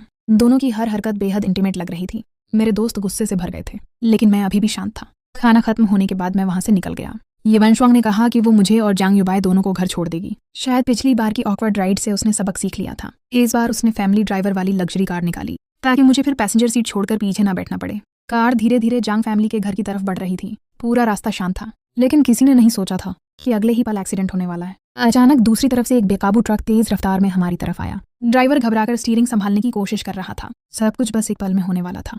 दोनों कारें आखिरकार टकराने से खुद को नहीं बचा पाईं। जैसे ही कार की खिड़कियां टूटकर बिखरीं, जोरदार इम्पैक्ट से मेरा शरीर दूसरी तरफ जा गिरा। धुंधली होती आंखों के बीच मैंने देखा, ये वंशवांग ने सबसे पहले अपने पास बैठे जंग युबाई को कसकर पकड़ लिया था। न सिर्फ उसने उसे चोट लगने से बचाया, बल्कि लगातार उसे शांत भी कर रही थी। मेरी चेतना धीरे धीरे धुंधली होने लगी, और उसी पल मुझे अपने दोस्तों की कही हुई बात याद आ गई। वो एक्सीडेंट, हमारे रिश्ते का चौथा साल। उस वक्त ये वंशवांग मुझसे सबसे ज्यादा प्यार करती थी। वो भी ऐसा ही एक क्रॉस रोड्स था, वो भी ऐसा ही तेज रफ्तार ट्रक था, और ट्रक ठीक मेरी तरफ आ रहा था। उस पल उसने बिना सोचे स्टीयरिंग मोड़ दी थी। उसने अपनी तरफ से पूरा इम्पैक्ट ले लिया। कार का अगला हिस्सा बुरी तरह दब गया था। वो ड्राइवर सीट में फंस गई थी। फायर फाइटर्स और डॉक्टर्स ने घंटों मेहनत करके उसे बाहर निकाला था। उस दिन वो लगभग मर ही गई थी, लेकिन फिर भी जब वो डेंजर से बाहर आई तो होश में आते ही सबसे पहला सवाल मेरा हाल पूछने का था। लेकिन आज सेम एक्सीडेंट, सेम सिचुएशन। बस फर्क इतना था कि इस बार जिसे वो इंस्टिंक्टिवली प्रोटेक्ट कर रही थी, वो मैं नहीं था। कार का पिछला हिस्सा इतनी जोर से टकराया था कि दर्द सहना मुश्किल हो रहा था। कुछ देर बाद सब लोग कार से बाहर निकाले गए। तभी जंग युबाई को संभालने में लगी ये वंशवांग की नजर आखिरकार मुझ पर पड़ी। मैं चुपचाप खून से लथपथ बैठा था। किस्मत अच्छी थी कि कोई जानलेवा चोट नहीं आई। हॉस्पिटल में जांच के बाद पता चला कि बड़ा खतरा नहीं है, बस सिर पर चोट लगी थी। इसलिए डॉक्टर ने मुझे 2 दिन हॉस्पिटल में रहने की सलाह दी। ये वंशवांग मेरे सिर पर बंधी गॉज को देखती रही। उसकी आंखें गिल्ट से भरी हुई थीं। शिनी, आई एम सॉरी। उस पल मैं बस जंग युबाई के बारे में सोच रही थी। उसका चेहरा हर्ट नहीं होना चाहिए था, इसलिए मैंने इंस्टिंक्टिवली उसे प्रोटेक्ट कर लिया। तुम चाहो तो मुझे मार लो, डांट लो, मैं सब मान लूंगी, बस मुझे इग्नोर मत करो प्लीज। तो उसका एटीट्यूड बेहद सिंसियर था। अगर बात सिर्फ एक्सीडेंट तक होती तो शायद मैं उसे माफ भी कर देता, लेकिन हमारे पास अब आधे महीने से भी कम वक्त बचा था, और अगर मैं गलत नहीं था तो इसी दौरान वो जंग युबाई के साथ शादी करने वाली थी। मैंने कुछ नहीं कहा, ना मैंने कहा कि मैंने माफ किया, न ये कहा कि नहीं किया। शुरू से आखिर तक मेरे चेहरे पर वही शांत एक्सप्रेशन था। ये वंशवांग लगातार माफी मांगती रही। फिर अचानक जैसे उसे कुछ याद आया, उसकी आंखें हल्की चमक उठीं। कुछ दिनों बाद तुम्हारा बर्थडे है ना, मैं तुम्हें एडवांस में गिफ्ट दे देती हूँ, ओके? बताओ तुम्हें क्या चाहिए, जो चाहोगे मैं खरीद दूंगी। उसकी बात सुनकर मैंने पहली बार सिर उठाकर उसकी तरफ देखा। मेरी आंखें बेहद शांत थीं। फिर मैंने धीरे से कहा, तो मेरे लिए एक टिकट खरीद दो, 3 दिन बाद हुचेंग जाने वाली। वो थोड़ी कंफ्यूज हो गई, लेकिन अगले ही पल उसने खुद ही जवाब सोच लिया। तुम ट्रिप पर जाना चाहते हो? मैंने उसकी बात का कोई जवाब नहीं दिया। वंशवांग ने भी ज्यादा कुछ नहीं पूछा। मेरे सामने ही उसने अपना फोन खोला और हुचेंग जाने की फ्लाइट टिकट खरीद ली। टिकट लेने के बाद उसने कहा कि इस दौरान उसे कुछ काम है, उसके पास मुझे साथ रखने का समय नहीं है। तुम पहले हुचेंग चले जाओ, जब मैं फ्री हो जाऊंगा तो तुम्हारे साथ आ जाऊंगा। जन्मदिन के तोहफे के लिए सिर्फ एक फ्लाइट टिकट बहुत छोटा है, उस समय मैं तुम्हें एक बड़ा सरप्राइज दूंगा। मैंने सिर हिलाया और मुस्कुरा दिया। छोटा नहीं है, आखिर यह फ्लाइट टिकट ही मेरे घर लौटने का रास्ता है। ये वंशवांग, तुम्हारे इस तोहफे के लिए धन्यवाद। तुमने मुझे अपने हाथों से घर भेज दिया। इन 2 दिनों में अस्पताल में ये वंशवांग फिर से पहले वाली लव स्टोरी जैसा लग रहा था। मेरे लिए एक केयरटेकर होना अच्छी बात थी, लेकिन ज्यादा समय नहीं बीता। उसका केयरटेकर भी उसी दिन अस्पताल से चला गया। उसने कहा कि कंपनी में काम है। ड्राइवर के साथ मुझे घर भेज दिया। थोड़ी देर बाद मुझे जंग युबाई का मैसेज मिला, माफ करना, मैं और वंशवांग शादी कर रहे हैं। आज उसे पुराने घर में डिनर के लिए जाना है। शायद मुझे तुम्हें अस्पताल से विदा करने का समय नहीं मिलेगा। मैंने इस खबर पर कोई ध्यान नहीं दिया, बस चुपचाप घर चला गया। मैंने अपना सामान पैक करना शुरू कर दिया। जिस दिन मैं जा रहा था, मैं सुबह जल्दी उठ गया, फ्लाइट से 7 घंटे पहले। मैंने एक एक करके अपना सामान बाहर निकालना शुरू किया, लेकिन तभी मेरी मुलाकात ये वंशवांग से हो गई। मैंने देखा कि विला के दरवाजे पर कई सूटकेस रखे हुए थे। वह घबराया हुआ था। मुझे अचानक बेचैनी महसूस हुई। क्या हो रहा है? क्या मैंने कहा नहीं था कि मैं हुचेंग जा रहा हूँ? या तुमने मेरे लिए फ्लाइट टिकट खरीदा था? तुम भूल गए क्या? मैं कुछ देर के लिए हैरान रह गया। ऐसा लग रहा था जैसे मैं बस घूमने जा रहा हूँ, लेकिन मेरी बातों से वह खुश नहीं हुआ। क्या तुम सिर्फ 1-2 दिन के लिए नहीं जा रहे? इतना सामान क्यों ले जा रहे हो? मैंने जूते उतारे और कुछ और कपड़े रख लिए। मैं और तस्वीरें लेना चाहता हूँ, लेकिन मुझे तस्वीरें लेना पसंद नहीं था। जब हम साथ में ट्रिप पर गए थे। मैंने कभी इतना सामान नहीं लिया था। उसकी बेचैनी पूरे शरीर में फैल गई। वह चाहता था कि उसी समय मेरा सूटकेस खोलकर चेक करे, देखे कि क्या सच में मैं वही कह रहा हूँ। लेकिन अचानक फोन की घंटी बजने से वह रुक गया। ये जांग युबाई का कॉल था। पता नहीं फोन पर क्या कहा गया। ये वन शुआंग कुछ देर के लिए चुप हो गया। मैं फिर भी जाने से पहले चला गया। जाने से पहले मुझे फिर से बताना मत भूलना। बहुत देर तक गैलेक्सी के साथ मत खेलना। पहुंचने के बाद मुझे फ्लाइट भेज देना, मैं तुम्हें लेने आ जाऊंगा। मैंने जवाब नहीं दिया क्योंकि मैं जानता हूं कि मैं वापस नहीं आऊंगा। ये मुलाकात एक अलविदा थी। फ्लाइट से 5 घंटे पहले मैंने गेट का पासवर्ड बदल दिया, अपने जन्मदिन से जांग युबाई के जन्मदिन पर। फिर मैंने दरवाजे पर एक स्टिकी नोट लगा दिया। आखिर यह मिस्टर जांग का घर है तो इसे उनके जन्मदिन पर सेट करना बेहतर है। Take off. मैंने अपने और ये वन शुआंग की सारी तस्वीरें विला में ढूंढ ली और उन्हें फायर पिट में फेंक दिया। मैंने उसे आतिशबाजी के नीचे यह कहने से रोक दिया कि वह मेरी है। उसने सूरज और सितारों की गवाही में मुझसे अपने प्यार का इजहार किया था। उसने कसम खाई थी कि वह जिंदगी भर मुझसे प्यार करेगी। उसने मेरे लिए 3 पसलियां रिब्स तोड़ दी। उसके दोस्त सब मेरे ही जैसे थे। हमने साथ में वसंत गुजारा, गर्मी पार की, पतझड़ जीता और सर्दी भी काटी। अब यादें थोड़ी जल चुकी हैं और हम दोनों पूरी तरह खत्म हो चुके हैं। फ्लाइट से 2 घंटे पहले मेरा फोन बजा। जांग युबाई ने मुझे एक वीडियो भेजा। वीडियो शायद किसी फैमिली बैंक्वेट का था। वहाँ ये वन शुआंग के दोस्त, जांग युबाई के भाई और दोनों परिवारों के बड़े बुजुर्ग मौजूद थे। बहुत सारे लोग ये वन शुआंग और जांग युबाई के चारों तरफ इकट्ठा थे। इन दोनों टॉपिक बने हुए लोगों के आसपास भीड़ थी। चीहों की आवाज जैसे किसी ब्रश की तरह गूंज रही थी। एक किस करो, एक किस करो। मैं कहती हूँ, सिस्टर वन शुआंग, शादी को कितने दिन हुए हैं? अब किस करने में क्या शर्म? भीड़ में से चीहों की आवाज बार बार गूंज रही थी। जांग युबाई ने शर्म से आंखें बंद कर लीं और उसके करीब झुक गई। भीड़ की चीखें और तेज होती गईं। चीहोंग ने ये वन शुआंग से भी उसे किस करने के लिए कहा। ये वन शुआंग बस सामने खड़े इंसान को देखता रहा और आखिर में उसने आंखें बंद कर लीं। वीडियो बार बार चलता रहा। 7वीं बार जब वीडियो चला तभी जांग युबाई का मैसेज आया। कुशिंग, क्या तुमने देख लिया? मैं ये परिवार के सभी काम करने वालों का दामाद हूँ। ये परिवार तुम्हें कैसे देख सकता है? तुम तो उस तरह के इंसान हो, लगभग किसी भिखारी से शादी करने जैसे हो। वन शुआंग का तुम्हारे लिए प्यार? वो धीरे धीरे मेरी तरफ झुक रही है। पहले उसने मेरे साथ मेरे माता पिता से मुलाकात की, फिर मेरे साथ रहने लगी। अब उसने मुझे किस भी कर लिया। बताओ, हम दोनों को एक दूसरे से दूर हुए कितना समय हो गया है? मैंने उसके मैसेज का जवाब नहीं दिया, बस चुपचाप उसने जो भी जानकारी भेजी थी उसे प्रिंट करता रहा। मैंने उन कागजों को खाली लिविंग रूम में रख दिया। फ्लाइट से 1 घंटे पहले मैंने उन प्रिंटेड पन्नों पर आखिरी लाइन लिखी, ये वन शुआंग को शादी की शुभकामनाएं, हम खत्म हो चुके हैं। फिर मैंने सूटकेस उठाया और विला से बाहर निकल गया। मैंने टैक्सी ली और एयरपोर्ट की तरफ निकल पड़ा। ये वन शुआंग, आपसे मेरा तुमसे कोई संबंध नहीं है, लेकिन बेकार बुझादी बाहर इंतजार कर रहा था। जैसे ही मैं बाहर आया, कार के बाहर खड़े आदमी ने तुरंत दरवाजा खोल दिया। यंग मास्टर, कार में बैठिए। सामान कार में रख दिया गया। मैं अंदर बैठ गया और ड्राइवर सीट पर बैठा आदमी बोला, लीशु, आप मुझे लेने क्यों आए? फैमिली ड्राइवर कहाँ है? लीशु हल्का सा मुस्कुराया। उसकी आंखों के कोने की हल्की झुर्रियां उसे और भी शांत और स्नेही बना रही थीं। कार धीरे धीरे ट्रैफिक में चल पड़ी। यंग मास्टर इतने सालों से वापस नहीं आए थे। सुना था आज आप आ रहे हैं, इसलिए मैं खुद लेने आ गया। लगता है लीशु मेरे बारे में सोच रहा था। मैं हल्का सा मुस्कुरा दिया। थोड़ा मजाकिया सा महसूस हुआ। जल्द ही कार गू की विला पर रुकी। जैसे ही मैं उतरा, मुझे विला में जाने से रोक दिया गया। जब मैंने दरवाजा खोला तो वहाँ पहले से ही एक ग्रुप भाड़े के। मैंने दुनिया के सबसे अमीर आदमी की पहचान और फीमेल सीईओ के प्यार को छुपा रखा था। जब मैं उसे अपनी असली पहचान बताने वाला था, तभी मैंने उसकी दोस्तों को मेरे सामने फ्रेंच में बात करते सुना। तुम जल्द ही वापस जा रही हो ना लियान यिंग? तो तुम्हारे हाथ का वो छोटा लड़का क्या होगा? क्या तुम दोनों अलग हो गए? लियान यिंग ने हाथ में पकड़े वाइन ग्लास को हल्के से घुमाया। मुझे नहीं पता। मुझे वो बहुत पसंद है, लेकिन वो बहुत गरीब है। लियान परिवार को बस एक जवाब चाहिए। वो मेरा सच्चा प्यार है। मैं उससे ये बात छुपा लूंगी, बस उसे बाहर ही रखूंगी। उनकी वो बेरहम बातें सुनकर मुझे एहसास हुआ कि वो लोग सोचते थे मैं गरीब हूँ और फ्रेंच नहीं समझता, लेकिन उन्हें नहीं पता था कि मुझे फ्रेंच अच्छी तरह समझ आती है।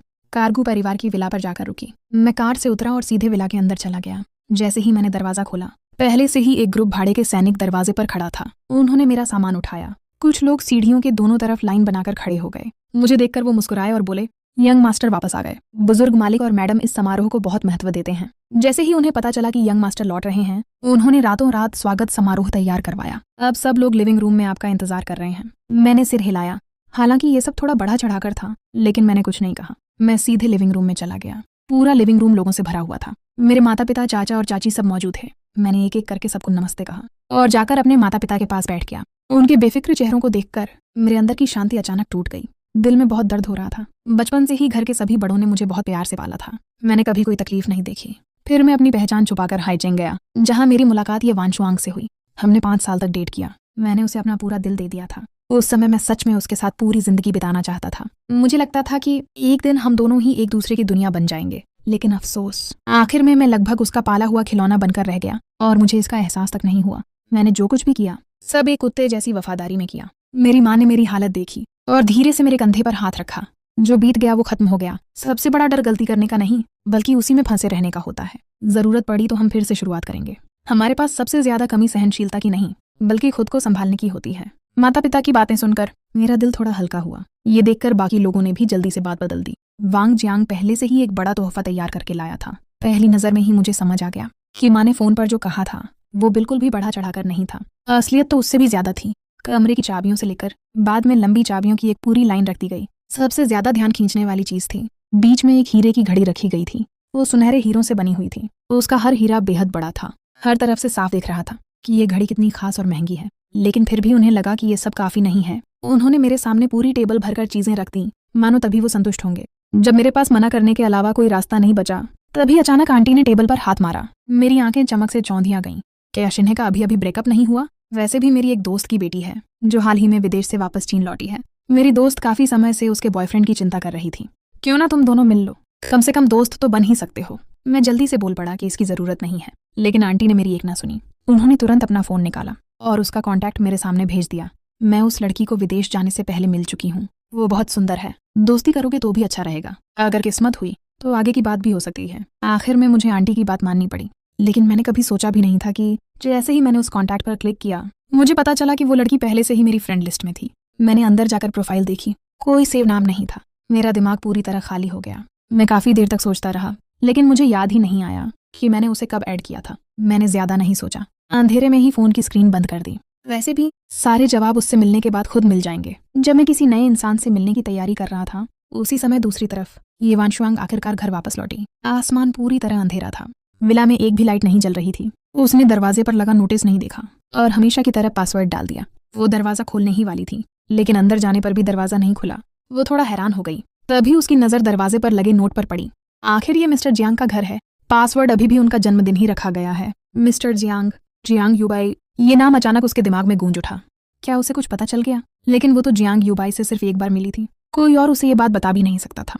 फिर उसे कैसे पता चला कि वो जियांग यूबाई से शादी करने वाली है? शक और घबराहट के बीच ये वांशुआंग ने जियांग यूबाई का जन्मदिन डाला।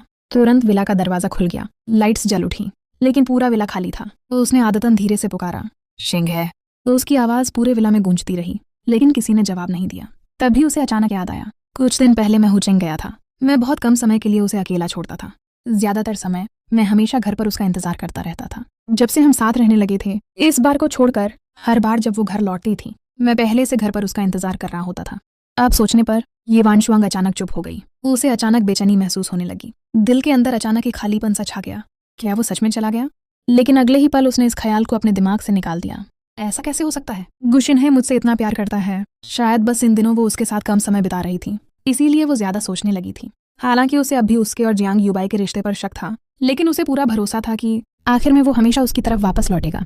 जब वो वापस आएगा मैं उसे मना लूंगी। यही सोचते हुए वो धीरे धीरे लिविंग रूम की तरफ बढ़ी। उसने मन ही मन तय किया कि बाद में उसे कॉल करके पूछेगी वो कब वापस आएगा और फिर उससे ठीक से बात करेगी। लेकिन जैसे ही वो लिविंग रूम में पहुंची फोन मिलाने से पहले ही उसकी नजर टेबल पर रखी एक चीज पर जा टिकी। उसके कदम अपने आप उसी तरफ बढ़ गए। ये वांशुआंग जल्दी से सोफे पर बैठ गई। उसे नहीं पता था वो कागज क्या था, लेकिन उसने तुरंत उसे उठा लिया। उसके दिल में हल्की सी उम्मीद थी, क्या ये शिन्हे ने मेरे लिए छोड़ा है? वो मन ही मन मुस्कुराई। वो बस गुस्से में होगा, वो सच में मुझे छोड़कर कैसे जा सकता है? तो उसके होठों पर हल्की मुस्कान आ गई। लेकिन अगले ही पल जैसे ही उसने कागज पर लिखी बात पढ़ी उसके चेहरे का रंग बदल गया। तो पहले पेज पर सिर्फ एक हाथ से लिखी हुई लाइन थी। ये वांशुआंग ने तुरंत पहचान लिया कि वो लिखावट शिन्हे की थी। उसकी लिखावट इतनी खूबसूरत थी कि अगर शब्दों को ध्यान से ना पढ़ो तो ऐसा लगता है जैसे चांदनी कागज पर बिखरी हो। लेकिन वही शब्द उसके दिल पर भारी हथौड़े की तरह गिरे। शादी मुबारक हो, हम खत्म हो चुके हैं। उस पल ये वांशुआंग का पूरा दिमाग सुन्न पड़ गया। उसे लगा जैसे उसके कानों में तेज आवाज गूंज रही हो। उसने बार बार उन शब्दों को देखा। आखिरकार उसे यकीन हो गया कि उसने गलत नहीं पढ़ा। शिन्हे सच में उसे छोड़ चुका था। नहीं, ये मजाक होगा। वो मुझे कैसे छोड़ सकता है?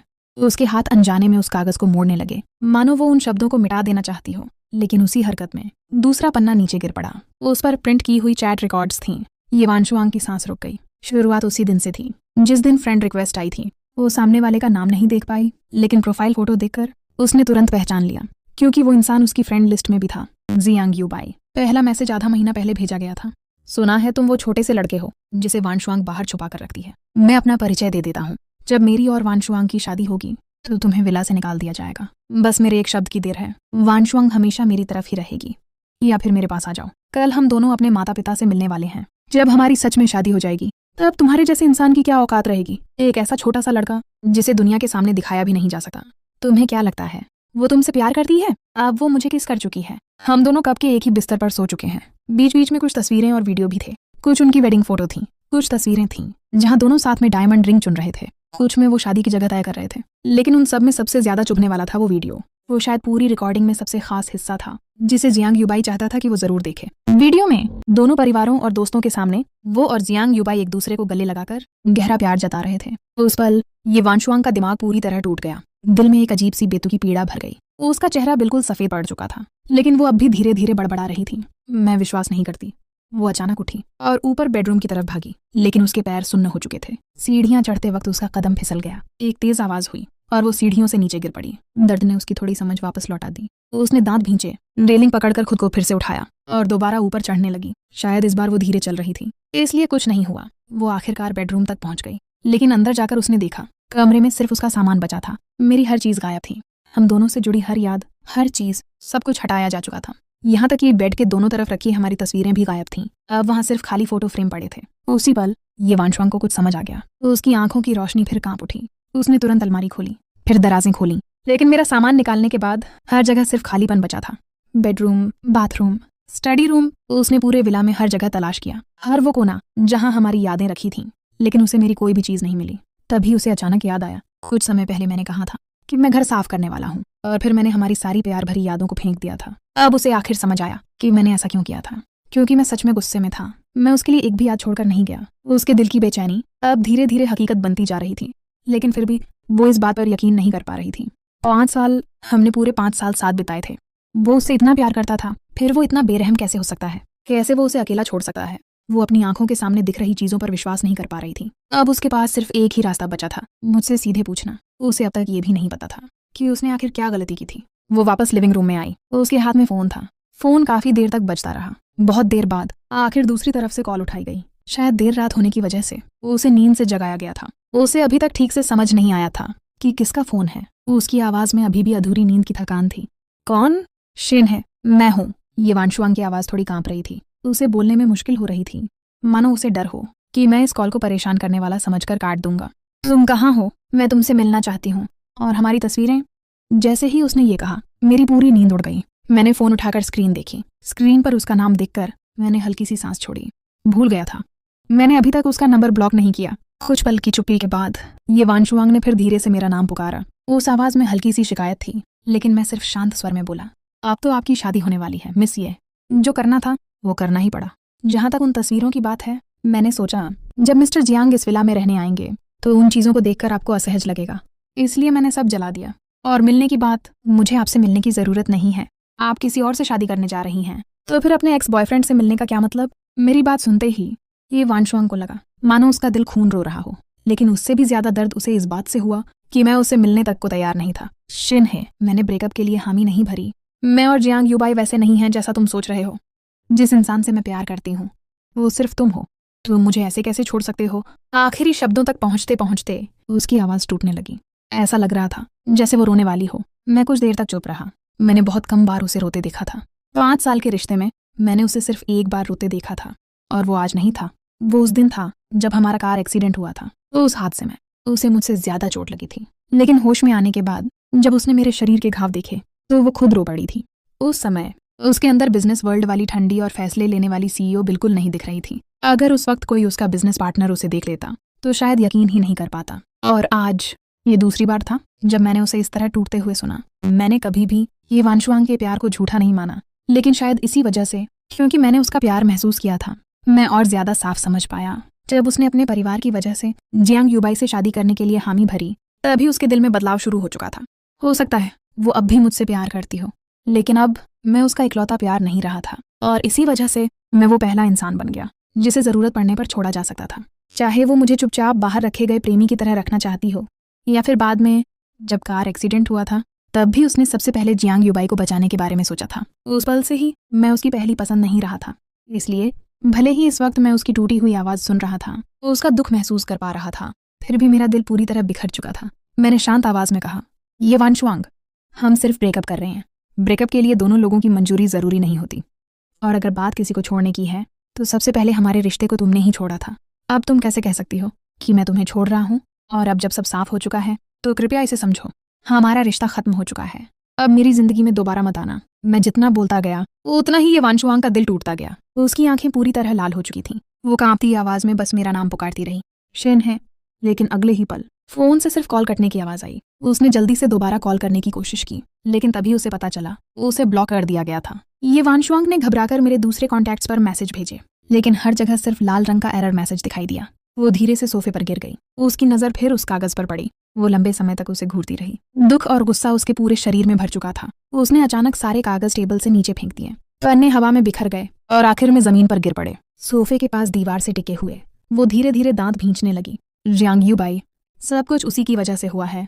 अगर उसने ये सब गुशिन्हे के सामने ना रखा होता तो वो मुझे छोड़कर कभी नहीं जाता। तभी आखिरी पन्ना उसके सामने आकर रुका। उस पर जियांग यूबाई का आखिरी मैसेज लिखा था, अब वो मुझे किस कर चुकी है। तुम्हें क्या लगता है हम दोनों एक ही बिस्तर तक पहुंचने में कितना समय लगाएंगे? ये वांशुआंग काफी देर तक उस लाइन को देखती रही। फिर अचानक वो हंस पड़ी, लेकिन वो हंसी बिल्कुल बेजान थी, जैसे शांत पानी के नीचे छिपी हुई नफरत। उसकी आंखों में ठंडा गुस्सा भर चुका था। जियांग यूबाई, मैंने तुम्हें पहले ही कहा था, जिस इंसान से मैं प्यार करती हूँ वो सिर्फ शिन्हे है। तुम्हें किसने हिम्मत दी कि तुम उसके सामने जाकर ये सब कहो? अगर तुम शादी करना ही चाहते हो तो फिर मैं तुम्हें एक खास तोहफा दूंगी। मुझे ये वांशुआंग के इन विचारों के बारे में कुछ नहीं पता था। मैंने बिना किसी भाव के उसका नंबर ब्लैकलिस्ट में डाल दिया, फिर उसके बाकी सारे कॉन्टैक्ट्स भी ब्लॉक कर दिए। उसके बाद मैंने फ़ोन एक तरफ रखा और चेन चेन के साथ सो गया। उस रात मुझे बहुत अच्छी नींद आई, क्योंकि अगला दिन शेंगची ग्रुप में मेरी रिपोर्टिंग का पहला दिन था। मैंने दुनिया के सबसे अमीर आदमी की पहचान और फीमेल सीईओ के सच्चे प्यार को छुपा कर रखा था। जब मैं अपनी असली पहचान उसे बताने वाला था, तभी मैंने उसकी दोस्तों को मेरे सामने फ्रेंच में बात करते सुना। तुम जल्द ही घर लौटने वाली हो लियान यिंग, तो तुम्हारे हाथ वाला छोटा बॉयफ्रेंड क्या करेगा? क्या तुमने उससे रिश्ता तोड़ लिया? ये वांशुआंग ने हाथ में पकड़े वाइन ग्लास को हल्के से घुमाया।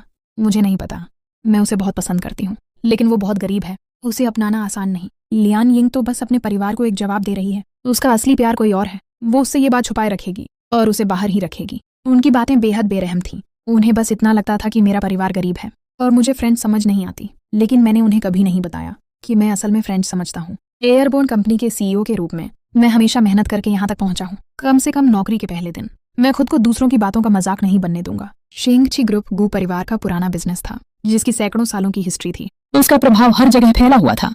हाल ही में शेंगची ग्रुप के युवा और हैंडसम सीईओ की खबर पूरे सर्कल में फैल चुकी थी। उसी समय ये वांशुआंग अपनी दोस्तों के साथ हैचिंग के सबसे बड़े क्लब में शराब पी रही थी। मैंने सुना गुशिन्हे को ये खबर मिल चुकी थी कि उसकी शादी किसी और से होने वाली है, और उसी गुस्से में उसने ये वांशुआंग से रिश्ता तोड़ लिया। लेकिन किसी ने भी इस बात को गंभीरता से नहीं लिया। उसे बस कुछ समय के लिए ये बात स्वीकार नहीं हो रही थी। मैं सिर्फ बिना किसी नाम के उसके साथ चलता रहा। इसी वजह से मैंने उससे ब्रेकअप कर लिया। मैंने सुना उसने कुछ दिन पहले नौकरी भी छोड़ दी। चिंता मत करो, जब उसके हाथ का पैसा खत्म हो जाएगा वो खुद वापस आ जाएगी, वरना उसके जुआरी पिता और बीमार माँ का खर्च कौन उठाएगा? उनकी बातें सुनकर मेरा मन हुआ कि मैं उसी वक्त उन्हें मार दूं, लेकिन किसी सपने का टूटना स्वीकार न कर पाना भी सामान्य था। तुम उसे थोड़ी देर मना सकते हो। हाँ, उसकी हैसियत से वो तुम्हारी पत्नी कैसे बन सकती है? वो बस यही सोचती रही।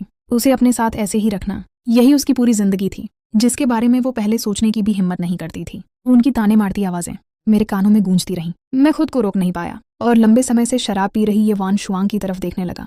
मुझे लगा उसके अंदर कुछ टूट चुका है। उसका चेहरा उदास था। उसने हाथ का ग्लास जमीन पर तोड़ दिया। कांच के टुकड़ों की आवाज के साथ पूरा शोर भरा माहौल कुछ पल के लिए शांत हो गया। हालांकि उसकी आवाज हमेशा की तरह ठंडी थी, लेकिन उसमें दर्द साफ महसूस हो रहा था। क्या अब काफी है? बाकी लोग सिर्फ उसके भाव देख रहे थे, लेकिन किसी ने जवाब नहीं दिया। कोई ये समझना नहीं चाहता था कि वो आखिर इतने गुस्से में क्यों है। ऊपर से ऐसा लगता था जैसे वो मेरा साथ दे रही हो, लेकिन ये पहली बार नहीं था जब उन्होंने मेरे बारे में ऐसी बातें कही हों। उन्होंने कई बार ये सब उसके सामने भी कहा था, और ये वांशुआंग और मैंने कभी इस बारे में खुलकर बात नहीं की। आखिर में अब भी उसके करीब बैठी लियू कियान ने भौहें चढ़ाईं। उस हैंडसम आदमी ने चुप्पी तोड़ी, लेकिन उसने अपना गुस्सा जाहिर नहीं किया, जैसे वह सबका मजाक उड़ा रहा हो।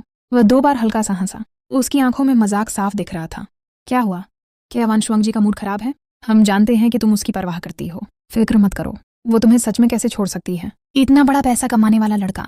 मानो मेरी बात, आधे महीने के अंदर वो जरूर फिर तुम्हारे साथ होगी। तब जो तुम कहोगे वही होगा। ये बातें खत्म होते ही उसने तुरंत लियू कियान की तरफ देखा। माफी मांगो, लियू कियान खुश थी। उसे समझ नहीं आया कि उसका मतलब क्या है। फिर उसकी आवाज़ दोबारा गूंजी, उससे माफ़ी मांगो। तब जाकर लियू कियान समझी। इस पल उसे एहसास हुआ कि वह सिर्फ इसलिए गुस्सा हुआ था क्योंकि उन्होंने मेरा अपमान किया था। वनशुआंग जी इतनी नाराज़ क्यों हो रही है? और बहनों ने कुछ गलत भी तो नहीं कहा? वो एक गरीब लड़का ही तो है, क्या वो सिर्फ पैसों की वजह से नहीं है? जब हम पहले ये बातें करते थे तब भी तो तुमने कभी विरोध नहीं किया था। लियू कियान की बातें सुनकर ये वानशुआंग एकदम चुप हो गई।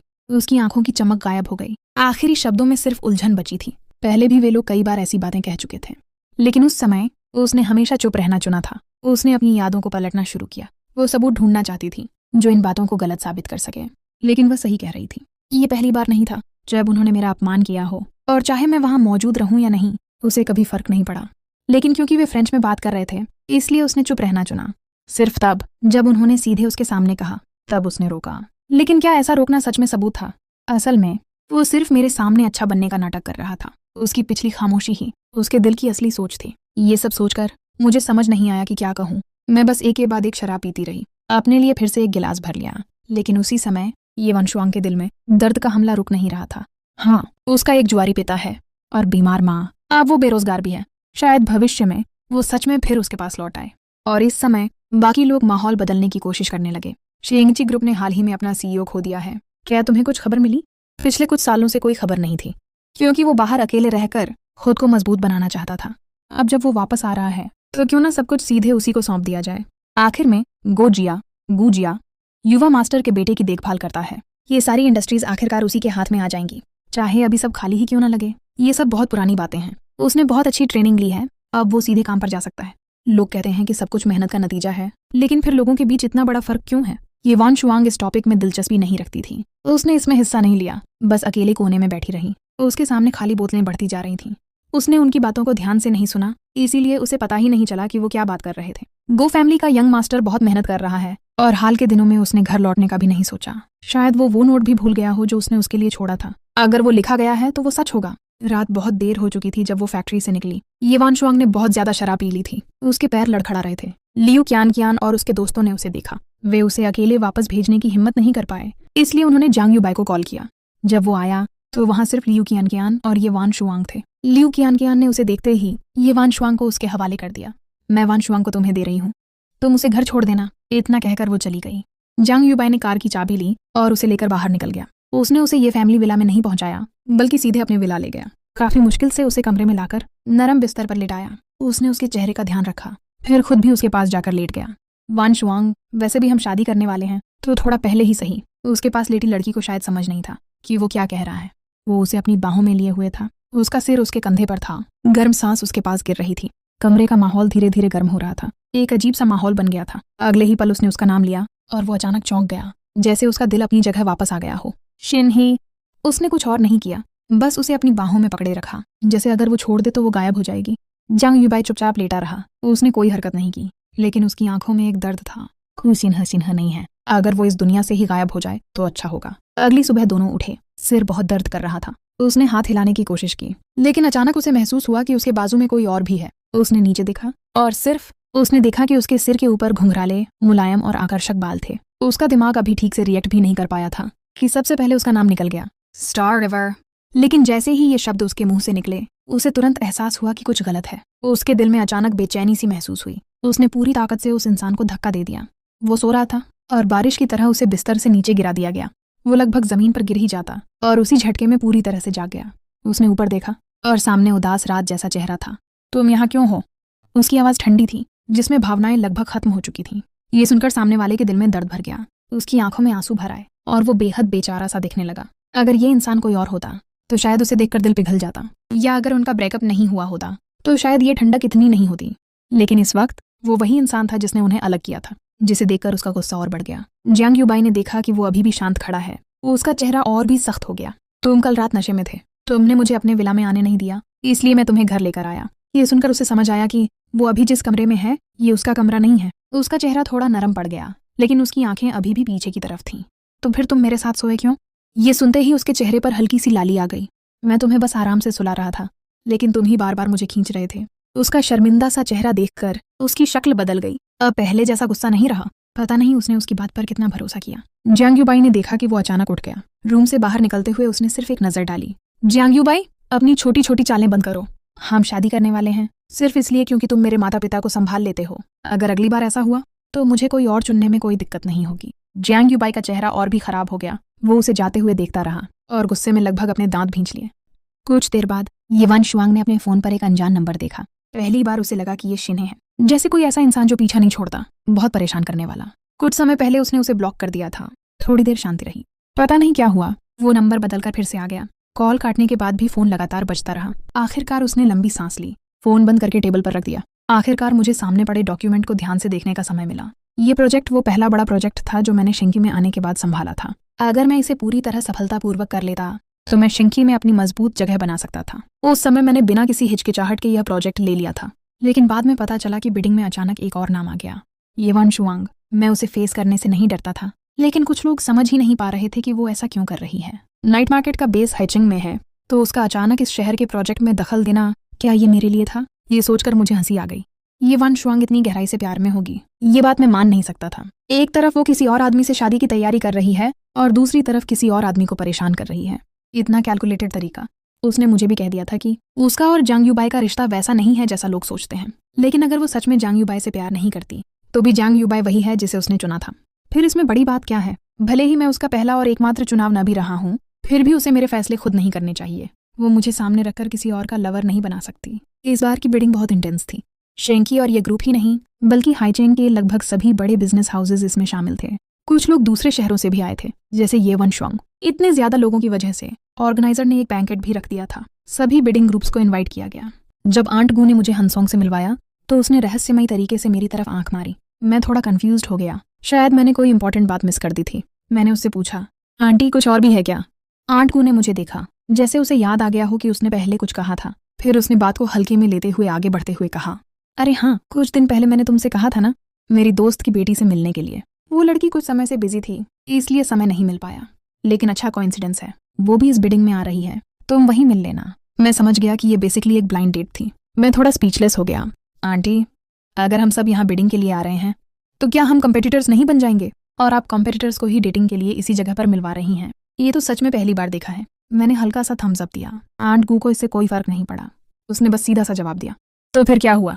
लेकिन जरूरी नहीं कि ये सब कुछ उसी फील्ड में हो, और न ही पहले मिलना कोई गलत बात है। अच्छा इंसान मिल जाए तो भी क्या बुरा है?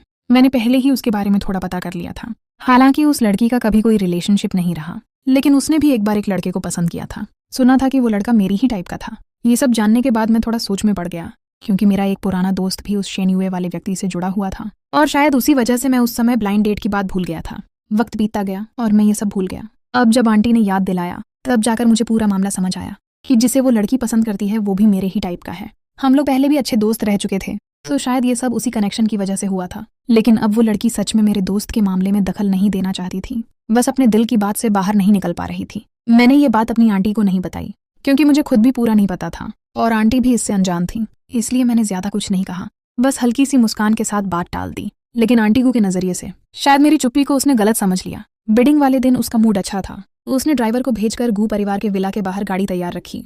हेलो मिस्टर गू, एक महिला छोटे से सूट में मुझे लेने आई। मैं उसके सामने खड़ा हो गया। मैंने अभी आपका नाम नहीं पूछा। उसने हल्का सा सिर हिलाया। कुछ पल की चुप्पी के बाद मैंने कहा, मेरा नाम सोंग रुअन रुअन है। ये सुनकर उसने ज्यादा बात नहीं की। जब वो मुझे कार में बैठाने लगी तो मैं चुपचाप पैसेंजर सीट पर बैठ गया। गाड़ी का दरवाजा बंद हो गया, लेकिन माहौल थोड़ा अजीब सा था।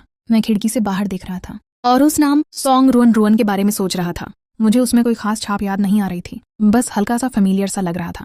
मैंने पीछे मुड़कर उसे देखा। वो सिर्फ ड्राइविंग पर फोकस कर रहा था। मैं कुछ कहना चाहता था, लेकिन समझ नहीं आ रहा था कैसे शुरू करूं। आखिरकार मैं चुप ही रहा। गाड़ी बैंक्वेट से पहले रुक गई। हम दोनों नीचे उतरे। मैं सीधे अंदर जाने ही वाला था, लेकिन वो अभी भी पीछे खड़ा था। मैंने मुड़कर देखा, वो वहीं खड़ा था। थोड़ा सा नर्वस लग रहा था। मैं उलझ गया। क्या हुआ? मैंने पूछा, लेकिन वो बस चुपचाप खड़ा रहा, जैसे खुद भी कंफ्यूज हो। उसने सिर उठाकर मेरी तरफ इशारा किया। बाकी लोग अपनी अपनी फीमेल पार्टनर का हाथ पकड़कर एंट्री कर रहे थे, लेकिन न जाने क्यों सोंग वानवन के चेहरे पर कोई भाव नहीं था। फिर भी मुझे उसके चेहरे में कहीं ना कहीं एक हल्की सी उदासी महसूस हुई। मैंने हल्का सा खांसते हुए थोड़ा बेबसी से वापस जाकर उसका हाथ पकड़ लिया और फिर हम दोनों साथ साथ बैंक्वेट हॉल की तरफ चल पड़े। दरवाजे के पास पहुंचकर मैं खुद को रोक नहीं पाया और पूछ ही लिया, क्या हम पहले कभी मिले हैं? मेरे सवाल सुनते ही सोंग वानवन की आंखों में एक पल के लिए निराशा चमक गई, जैसे उसे यकीन ही नहीं हो रहा था कि मुझे सच में कुछ याद नहीं। मैं सोच रहा था कि शायद वो जवाब नहीं देगी, लेकिन उसने गहरी सांस ली और उस भारी खामोशी को तोड़ दिया। हम हाई स्कूल में साथ पढ़ते थे। बस मैं हमेशा क्लास के कोने में बैठती थी। उस समय सॉन्ग 11 अपने ही दुनिया में खोई रहती थी। वो लोगों की बातों पर ज्यादा प्रतिक्रिया नहीं देती थी। हालांकि वो दिखने में साधारण नहीं थी, लेकिन उसकी चुप्पी की वजह से लोग उसे जल्दी भूल जाते थे। जैसे अब मेरे साथ भी वही हो रहा था। असल में वो मुझे बहुत समय से पसंद करती थी। उस दिन से जब मैंने पहली बार उससे बात की थी, बाकी लोग बस औपचारिक बातें करके चले गए थे, लेकिन मैं ऐसा नहीं था। मैं किसी को भी अनदेखा नहीं करता था, चाहे कोई सवाल हो या कोई बात। मैं सबकी राय ध्यान से सुनता था, उसकी भी।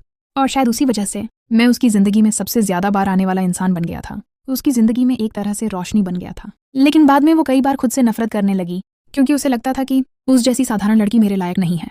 फिर वो विदेश चली गई, पढ़ाई के साथ साथ थेरेपी भी लेती रही। पहली बार उसने हिम्मत करके मेरे बारे में पूछा तो उसे पता चला कि मैं किसी और के साथ रिलेशनशिप में हूँ। उस समय उसने सोचा, अगर मैं खुश हूँ तो वो मेरी जिंदगी से हमेशा के लिए गायब रहना बेहतर समझेगी। वो लगभग हार मान चुकी थी, लेकिन तभी उसे पता चला कि मेरा ब्रेकअप हो गया है, और फिर वो वापस आ गई। ने दुनिया के सबसे अमीर इंसान और फीमेल सीईओ के सामने अपनी असली पहचान छुपा रखी थी। मैं उससे अपनी पहचान बताने ही वाला था, लेकिन तभी मैंने उसकी फ्रेंड्स को मेरे सामने फ्रेंच में बात करते हुए सुना। तुम जल्दी ही वापस जा रही हो लियन यंग, और तुम्हारे हाथ वाला ये छोटा बॉयफ्रेंड, क्या उससे अलग हो गई? ये वानशुआंग ने हाथ में वाइन ग्लास घुमाते हुए धीरे से कहा। मुझे नहीं पता, मैं उसे बहुत पसंद करती हूँ, लेकिन वो बहुत गरीब है। लियन यंग तो बस अपने परिवार को जवाब दे रही है, वही उसका सच्चा प्यार है। मैं ये बात उससे छुपाकर रखूंगी, बस उसे बाहर ही रखूंगी। उनकी वो बातें सुनकर मैं अंदर से टूट गया।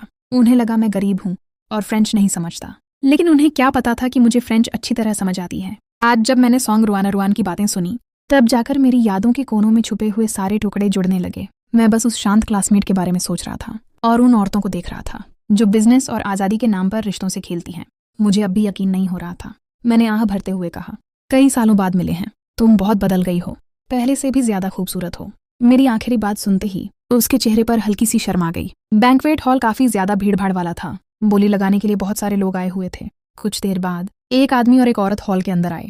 जैसे ही मैंने आवाज सुनी, मैंने पीछे मुड़कर हॉल के एंट्रेंस की तरफ देखा, लेकिन मेरी नजर सीधे सामने आने वाले इंसान की नजरों से टकरा गई। मेरा दिल जोर से धड़क उठा। उसकी आवाज इतनी तेज थी कि हॉल में मौजूद बाकी लोगों का ध्यान भी उधर चला गया। सबकी नजरें एंट्रेंस पर टिक गईं और मुझे मजबूरी में सबकी निगाहों का सामना करना पड़ा।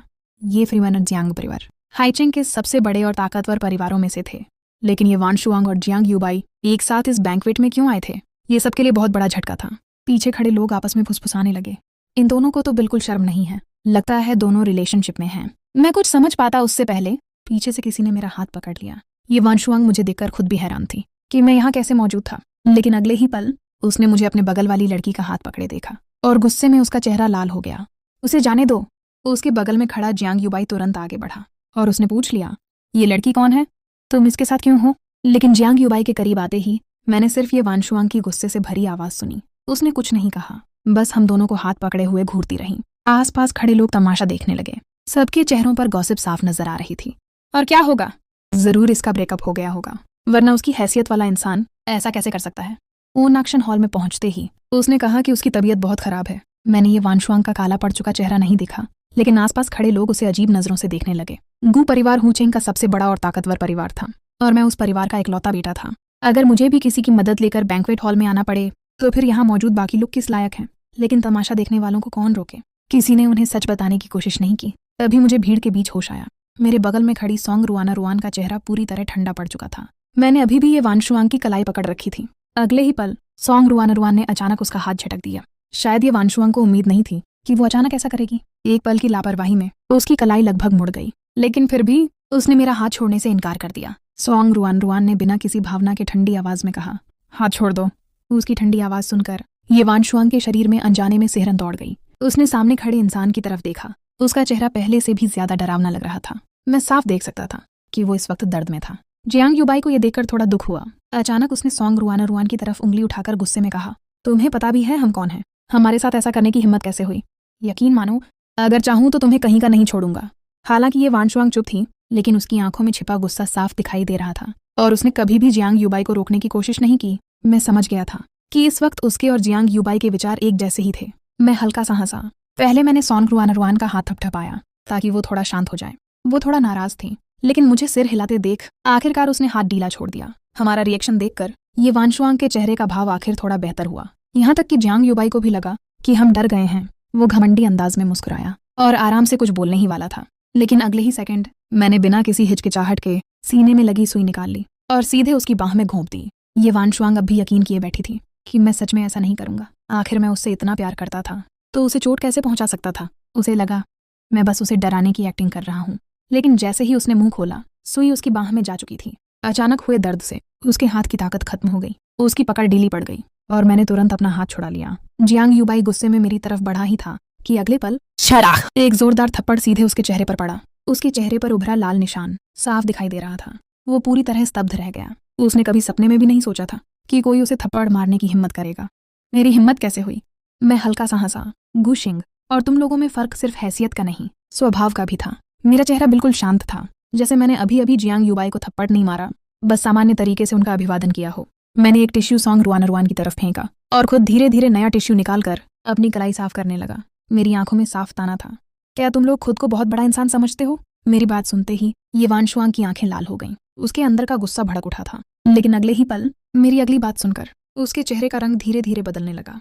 तुम दोनों यहाँ बोली लगाने आए हो, लेकिन अपने असली प्रतिद्वंदी को भी नहीं पहचानते। ये वानशुआंग और जियांग यूबाई दोनों अचानक चौंक गए। उन्होंने जल्दी से अपने दिमाग में मिली हुई जानकारी याद करनी शुरू की और फिर ध्यान से सॉन्ग रुआन को देखने लगे। कुछ ही सेकंड बाद उन्हें आखिर याद आ गया। सॉन्ग परिवार की दूसरी बेटी, जो गु परिवार के इकलौते वारिस की मंगेतर थी। हालांकि ये परिवार और जियांग परिवार हाइचिंग के सबसे बड़े परिवारों में गिने जाते थे, लेकिन गु परिवार और सॉन्ग परिवार के सामने उनकी कोई औकात नहीं थी। तभी लंबे समय से चुप खड़ी सॉन्ग रुआन ने आखिर दोबारा मुंह खोला। उसकी आवाज पहले से भी ज्यादा ठंडी थी। मुझसे ये पूछने की बजाय कि मैं जानती हूँ तुम कौन हो, क्यों ना पहले अपने पास खड़े लोगों से पूछो कि हम कौन हैं। हम, ये दो शब्द सुनते ही ये वानशुआंग और जियांग यूबाई दोनों वहीं जड़ होकर खड़े रह गए। इसका मतलब सिर्फ मैं ही नहीं, सॉन्ग रुआन भी इस बोली में हिस्सा लेने आई थी, और यहाँ मौजूद बाकी लोगों में जो उनकी पहचान से मेल खाता था वो सिर्फ एक ही इंसान हो सकता था, हुचेंग का सबसे बड़ा वारिस, गु परिवार का बड़ा युवा मालिक। ये सच समझते ही ये वानशुआंग और जियांग यूबाई के चेहरे एकदम सफेद पड़ गए। उन्होंने घबराकर आसपास देखा। चारों तरफ खड़े लोग अब खुलकर तमाशा देख रहे थे। अब उन्हें समझ आ गया था कि असली मजाक किसका बन रहा था। जिस इंसान को वो अभी तक नीचा दिखा रहे थे, असल में वही उनसे कहीं ऊपर था। ये वानशुआंग का चेहरा शर्म और गुस्से से लाल पड़ गया। वो एक पल भी वहां रुक नहीं पाई और जल्दी से बैंक्वेट हॉल छोड़कर चली गई। उसे जाते देख जियांग यूबाई ने मुझे नफरत भरी नजरों से घूरा और फिर उसके पीछे भाग गया। मैंने उसकी नफरत भरी नजर देखी, लेकिन उसे दिल पर नहीं लिया। वैसे भी जियांग यूबाई पहली बार खुद को बर्बाद नहीं कर रहा था। उसके पास सिर्फ जियांग परिवार का नाम था और ये वानशुआंग के साथ एक खोखला और अस्थायी रिश्ता। अगर एक दिन ये वानशुआंग उससे प्यार करना बंद कर दे और किसी दूसरे इंसान को चुन ले, तो जियांग यूबाई के पास कुछ भी नहीं बचेगा। और रही बात जियांग परिवार की, मुझे खुद कुछ करने की जरूरत भी नहीं थी। जिस दिन जियांग परिवार को पता चल जाएगा कि जियांग यूबाई ने गु परिवार को नाराज किया है, सबसे पहले उसे छोड़ने वाले खुद उसका परिवार होगा। लेकिन इस वक्त मेरे लिए सबसे जरूरी चीज आज की ये बोली थी। जब हॉल का सारा ड्रामा खत्म होने वाला था, तभी आखिरकार होस्ट सामने आया। उसने बस एक नजर उन दोनों पर डाली जो पहले ही गाड़ी में बैठकर भाग चुके थे। उसने कुछ नहीं कहा, लेकिन उनके दिलों पर डर और शर्म का निशान छोड़ दिया था। बोली लगाने की प्रक्रिया काफी तनाव भरी थी, लेकिन आखिरकार वो प्रोजेक्ट मेरे हाथ लग गया। शहर वापस लौटते वक्त भी गाड़ी सॉन्ग रुआन ही चला रही थी। कार लंबे समय तक चुपचाप सड़क पर चलती रही। इस बार चुप्पी तोड़ने वाला पहला इंसान सॉन्ग रुआन था। उसने अचानक पूछा, क्या तुम अभी भी उससे प्यार करते हो? मैं कुछ पल के लिए समझ ही नहीं पाया कि वो किसकी बात कर रहा है। फिर जब मुझे एहसास हुआ तो मैं हल्का सा हंस पड़ा। तुमने ये कैसे सोच लिया? सॉन्ग रुआन ने धीरे से कहा। मुझे लगा तुम ब्लाइंड डेट पर आने के लिए मान गए थे। तुम्हें पता था वो आएगी, इसलिए तुम जानबूझकर उसे जलाना चाहते थे। हालांकि उसका रवैया ये वानशुआंग के प्रति अच्छा नहीं था, लेकिन वो फिर भी मेरे बारे में सोच रहा था। मैंने कुछ देर चुप रहने के बाद कहा, आंटी ने कहा था इसलिए मैं मिलने आ गया। लेकिन मैंने कभी ये नहीं सोचा कि एक इंसान को भूलने के लिए किसी दूसरे इंसान को इस्तेमाल करूंगा। मेरे लिए रिश्ता सिर्फ सच्चाई पर होना चाहिए, इसलिए मैं खुद से भी वही उम्मीद रखता हूँ। शायद बैंक्वेट में हुई घटनाओं की वजह से हम दोनों के बीच की दूरी थोड़ी कम हो गई थी। इस वक्त मैं उसके साथ काफी सहज महसूस कर रहा था। हम दोनों रास्ते भर धीरे धीरे बातें करते रहे। कुछ देर बाद गाड़ी गु परिवार की विला के सामने जाकर रुक गई। मैंने मुड़कर उसकी तरफ हाथ हिलाया, जैसे अलविदा कह रहा हूँ। फिर मैं मुड़कर विला के अंदर जाने लगा, लेकिन दरवाजे तक पहुंचकर अचानक मेरे कदम रुक गए। मैंने पीछे मुड़कर देखा, उसकी कार अभी भी वहीं खड़ी थी। उसने गाड़ी स्टार्ट तक नहीं की थी। मैं वापस उसकी तरफ चला गया। कार की खिड़की धीरे से नीचे हुई। वो मुझे हल्की झिझक और उम्मीद भरी नजरों से देखने लगा। गुसर, क्या कोई और बात है? मैं मुस्कुराया। हम क्लासमेट रहे हैं, इतना फॉर्मल मत बनो। आगे से मुझे शिन्हे कहकर बुलाना। मेरा नाम उसके मुंह से सुनते ही मैं हल्का सा हंस पड़ा, लेकिन फिर मैंने धीरे से कहा, मैं सिर्फ आंटी की वजह से ब्लाइंड डेट पर आया था। मैंने अभी सच में किसी नए रिश्ते की शुरुआत करने के बारे में नहीं सोचा, तो फिलहाल हम दोस्त बनकर रह सकते हैं। इतना कहकर मैंने फिर उसकी तरफ हाथ हिलाया। इस बार मैंने सच में उसे एक पुराने दोस्त की तरह अलविदा कहा। रास्ते में ध्यान से जाना। मैं धीरे धीरे विला के अंदर चला गया। दरवाजे पर मेरी परछाई धीरे धीरे गायब हो गई। कार के अंदर बैठा सॉन्ग रुआन हल्का सा मुस्कुराया। उसने इतने साल इंतजार किया था, तो अब थोड़ा और इंतजार कर लेना उसके लिए मुश्किल नहीं था। जैसा मैंने कहा था, फिलहाल के लिए हम दोनों दोस्त बन गए थे, और अजनबी से दोस्त बन जाना भी किसी रिश्ते की अच्छी शुरुआत होती है। सॉन्ग रुआन भी इस बात से काफी संतुष्ट था। उस रात जहाँ कुछ लोग बेचैनी में सो नहीं पाए, वहीं मैं और सॉन्ग रुआन दोनों बहुत चैन से सोए। अगली सुबह मुझे लगातार बजती फोन की घंटियों ने जगा दिया। मैंने आंखें खोली तो देखा मेरा सोशल मीडिया अकाउंट लगभग फट चुका था। फोन लगातार डिंग डिंग करके बज रहा था। हर तरफ सिर्फ गालियां, नफरत और बुरे कमेंट्स थे। तभी हैचिंग का एक नंबर कॉल पर आया। मैंने फोन उठाया। सामने मेरा पुराना दोस्त था। उसने घबराई हुई आवाज में कहा, शिन्हे, क्या तुमने इंटरनेट पर चल रही बातें देखी हैं? ये नेटिजन्स सच में पागल हो गए हैं। जो कोई बोल रहा है उसी पर यकीन कर रहे हैं। यहाँ तक कि लोग ये तक कह रहे हैं कि वो परिवार का पहला वारिस किसी और के रिश्ते में तीसरा इंसान बन गया। इतनी घटिया अफवाह भी लोग फैला रहे हैं। तुम जल्दी से सफाई दो। जो लोग तुम्हें बदनाम कर रहे हैं उन्हें सजा मिलनी चाहिए। मैं कुछ बोल पाता उससे पहले ही वो लगातार बोलता चला गया। तो उसकी बात सुनकर मुझे आखिर समझ आया कि मामला क्या था। असल में कल रात बैंक्वेट के बाद जियांग यूबाई हैचिंग लौट गया था। वो अब भी बैंक्वेट में हुई बेइज्जती सह नहीं पा रहा था, इसलिए उसने इंटरनेट पर दावा कर दिया कि उसकी और ये वानशुआंग की सगाई हो चुकी है। और फिर उसने सारी सच्चाई उलट पुलट कर पेश की। उसने कहा कि मैं उनके रिश्ते के बीच में आया हूँ। इतना ही नहीं, उसने वो सबूत भी पोस्ट कर दिए जब ये वानशुआंग सगाई के बाद मेरे साथ रह रही थी। शुरुआत में नेटिजन्स को भरोसा नहीं हुआ। आखिर वो परिवार का पहला वारिस किसी और के रिश्ते में दखल क्यों देगा? लेकिन फिर जियांग यूबाई ने और सबूत डाले। यहाँ तक कि ये वानशुआंग की बहनों ने भी गवाही दे दी कि मैं ही उनके रिश्ते के बीच आया था। बस फिर क्या था, रात भर इंटरनेट पर तमाशा शुरू हो गया। लोगों ने सीधे मेरा सोशल मीडिया अकाउंट ढूंढ लिया और पागलों की तरह गालियां देने लगे। इतने अमीर होकर भी कोई शर्म नहीं? क्या किसी और का रिश्ता तोड़ना जरूरी था? पहला वारिस होने का मतलब ये नहीं कि तुम कुछ भी कर सकते हो। ऐसे इंसान का बहिष्कार होना चाहिए। बिल्कुल बेशर्म। पैसे वाले लोग सच में गंदे होते हैं। बेशक कुछ समझदार लोग भी थे जो कह रहे थे पहले उसकी बात भी सुन लेनी चाहिए। सिर्फ एक इंसान की बात पर फैसला नहीं कर सकते। लेकिन ज्यादातर कमेंट्स अब भी मेरे खिलाफ ही थे। मैंने फोन पर शांत आवाज में कहा, मैं इसे संभाल लूंगा। फिर हल्का सा हंसते हुए बोला, तुम भूल गए क्या? मैं गू परिवार का पहला वारिस हूँ। चेंगची ग्रुप का लीगल डिपार्टमेंट कोई मजाक नहीं है। अगर उसने अफवाह फैलाई है तो उसे इसकी कीमत चुकानी पड़ेगी। बस अब अंतिम नतीजे का इंतजार करो। मेरी बात सुनकर फोन के दूसरी तरफ बैठे दोस्त ने आखिर राहत की सांस ली। उसने मुझे कुछ देर और समझाया, फिर कॉल काट दी। फोन रखने के बाद मैंने दोबारा सोशल मीडिया खोला और देखना शुरू किया कि मामला आखिर कितना बढ़ चुका था। जब मैंने वो जहरीले कमेंट्स देखे तो अगर कहूँ कि मुझे बिल्कुल गुस्सा नहीं आया तो वो झूठ होगा। लेकिन मैं एक बात कभी समझ नहीं पाया। पहले वो लोग मुझे इसलिए नीचा दिखाते थे क्योंकि उन्हें लगता था मेरा परिवार गरीब है और मैं ये वानशुआंग के लायक नहीं हूँ। अब जब उन्हें पता चल गया कि मैं गू परिवार का पहला वारिस हूँ तो आखिर उन्हें ये हिम्मत कहाँ से मिल रही थी कि वो अब भी मेरे खिलाफ बोल रहे थे। जियांग यूबाई और उसके लोग एक साथ मिलकर मुझे बदनाम कर रहे थे। मैंने ठंडे चेहरे के साथ इंटरनेट पर किए गए हर बयान और हर कमेंट का स्क्रीनशॉट सेव करना शुरू कर दिया। तभी अचानक फोन फिर से बज उठा। इस बार नंबर अनजान था। मैं कुछ सेकंड झिझका, फिर कॉल उठा ली। अगले ही पल फोन के दूसरी तरफ से सॉन्ग रुआन की आवाज आई। उसकी आवाज हमेशा की तरह नरम थी, लेकिन इस बार उसमें बेचैनी साफ महसूस हो रही थी।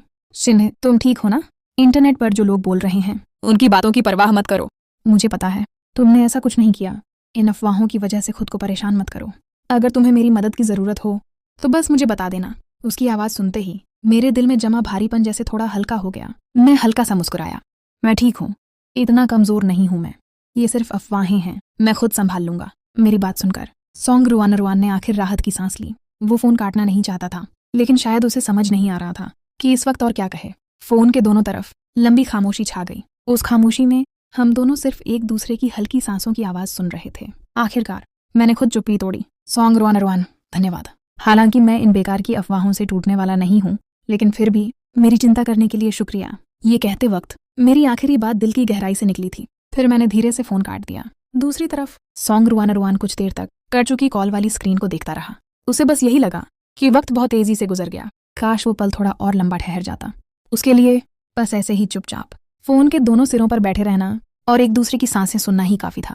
उधर जब मेरे माता पिता को पता चला कि इंटरनेट पर मुझे बदनाम किया जा रहा है तो वो गुस्से से भर उठे। वो लगभग तुरंत ये वानशुआंग और जियांग यूबाई के पास जाने वाले थे। मेरी माँ गुस्से में बोली, एक मर्द और एक औरत मिलकर मेरे बेटे पर कीचड़ उछाल रहे हैं। कितनी घटिया हरकत है ये। जैसे लोग वैसे ही उनके कर्म। मेरे पिता भी ठंडे चेहरे से बोले, उन्हें लगता क्या है खुद के बारे में? हमारे बेटे को बदनाम करने की हिम्मत कैसे हुई? मैंने उनकी बातें सुनी लेकिन कुछ नहीं कहा। मेरे लिए जियांग यूबाई और ये वानशुआंग अब इंसान जैसे लगते ही नहीं थे। आखिर काफी मुश्किल से मैंने माँ और पापा का गुस्सा शांत कराया। उन्हें इतना परेशान देखकर मेरी आंखें भी हल्की नम हो गईं। मैंने धीरे से कहा, ठीक है माँ, पापा, अब चिंता मत कीजिए, मैं उन्हें यूं ही मुझे बदनाम नहीं करने दूंगा। जब उन्होंने अफवाह फैलाने की हिम्मत की है तो उन्हें इसकी कीमत चुकाने के लिए भी तैयार रहना होगा। उधर हैचिंग के जियांग परिवार में ये वान शुआंग का चेहरा पूरी तरह ठंडा पड़ा हुआ था। उसकी आंखों में अब सिर्फ गुस्सा और नफरत बची थी। सामने जियांग युबाई रोता हुआ बैठा था। ये वान शुआंग ने उसकी ठोड़ी पकड़कर जोर से ऊपर उठाई और ठंडी आवाज में कहा, क्या मैंने पहले तुम्हें चेतावनी नहीं दी थी? तुम्हें अपनी छोटी छोटी चालें बंद कर देनी चाहिए थी। मैं तुम्हें सिर्फ इसलिए अपने पास रखे हुए थी क्योंकि तुम अब भी मेरे काम के थे, लेकिन तुम इतने बेवकूफ़ निकले कि सीधे लियू चियान से संपर्क कर लिया और फिर मिलकर शिन्हे पर कीचड़ उछालने लगे। लगता है मैंने तुम्हें बहुत ज्यादा छूट दे दी थी। उसकी पकड़ इतनी मजबूत थी कि जियांग युबाई दर्द से सिर हिलाने लगा, लेकिन ये वान शुआंग की आंखों में जरा भी दया नहीं थी। जियांग युबाई ने जल्दी से कहा, वान शुआंग, वो आदमी गू परिवार का पहला वारिस है। उसने 5 साल तक तुमसे झूठ बोला कि वो गरीब है और अब हमने उसे नाराज भी कर दिया है। तुम सच में सोचती हो कि उसके दिल में अभी भी तुम्हारे लिए कोई भावना बची है? जब वो हमसे बदला लेने आएगा तो उससे पहले क्यों ना हम ही उसे खत्म कर दें, क्यों ना हम गू परिवार को पूरी तरह दबा दें। उसकी बातें सुनकर ये वान शुआंग की पकड़ थोड़ी ढीली पड़ गई। हाँ, वो सच में गू परिवार का पहला वारिस था, लेकिन उसने ये बात उससे 5 साल तक छुपा कर रखी। अगर उसे पहले से उसकी असली पहचान पता होती तो क्या वो किसी और से शादी करने का फैसला करती? नहीं, उसने तो उसकी नकली पहचान से भी नफरत नहीं की थी। वो उसे हमेशा अपने पास रखना चाहती थी, लेकिन बदले में उसे क्या मिला? उसने मौका मिलते ही उसे पूरी तरह छोड़ दिया और अब उसे इतनी बड़ी बेइज्जती झेलनी पड़ रही थी। तो फिर आखिर क्यों? वो अब भी उसके लिए अपनी भावनाएं बचा कर रखे। अगर गिरना ही है तो सब साथ में गिरेंगे। उसने मन ही मन फैसला कर लिया। वैसे भी जब वो उससे अलग हुई थी तो उसने अपने पास उसकी हर निशानी फेंक दी थी।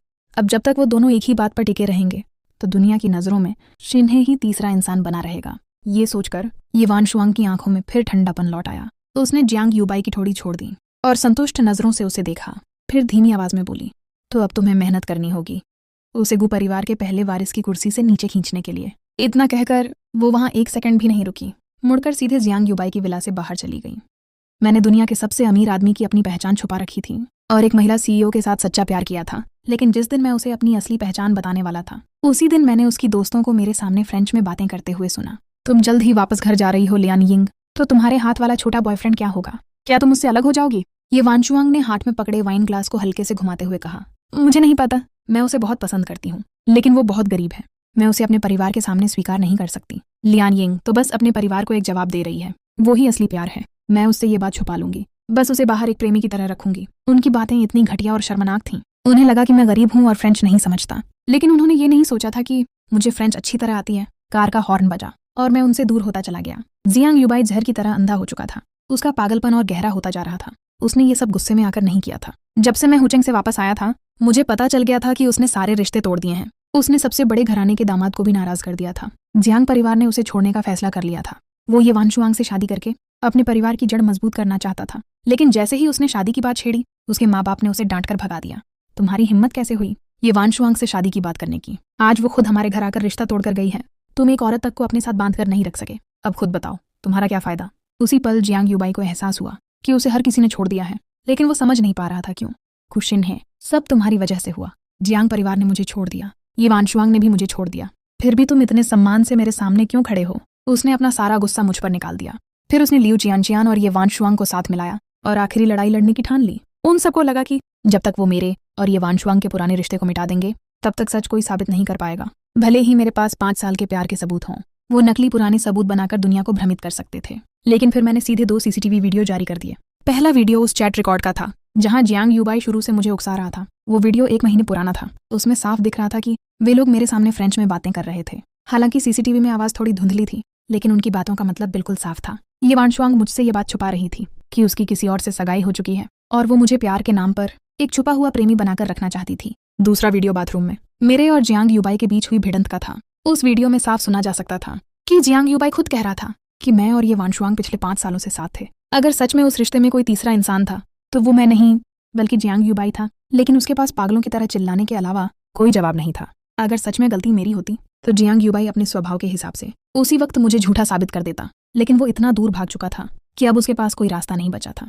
यांग वेई ने अपने एक्स बॉयफ्रेंड के सामने जो बातें कही थीं वो किसी ऐसे इंसान की बातें नहीं लगती जिसे फंसाया गया हो, बल्कि वो किसी ऐसे व्यक्ति की सोच लगती है जिसे कभी सच्चा प्यार नहीं मिला, जैसे किसी तीसरे इंसान चाओसन की मानसिकता हो। असल में उसे खुद भी पता था कि गलती उसी की थी। उसके शब्द साफ बता रहे थे कि वही इस पूरे मामले में शामिल था। इंटरनेट पर अचानक लोगों की राय बदल गई।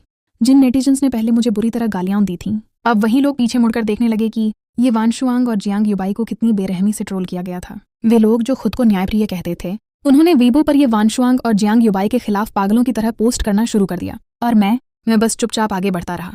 पहले कुछ लोग मेरे कमेंट सेक्शन में आकर मुझे गालियां देते थे सिर्फ लाइक्स पाने के लिए, लेकिन अब हालात बदल चुके थे। जो नेटिजन्स मेरे खिलाफ भ्रम में थे, साथ ही जियांग युबाई और ये वानशुआंग के सपोर्टर्स, सभी को आखिरकार अदालत का सामना करना पड़ा। बाकी मामलों को लेकर मैंने ज्यादा कुछ नहीं कहा, सब कुछ कानूनी अदालत के हवाले कर दिया गया। जब मैंने दोबारा अपना सोशल मीडिया अकाउंट खोला तो कमेंट सेक्शन आखिरकार साफ हो चुका था। कभी कभी कुछ घटिया लोग अब भी दिख जाते, लेकिन जिनयान तुरंत उन्हें संभाल लेता।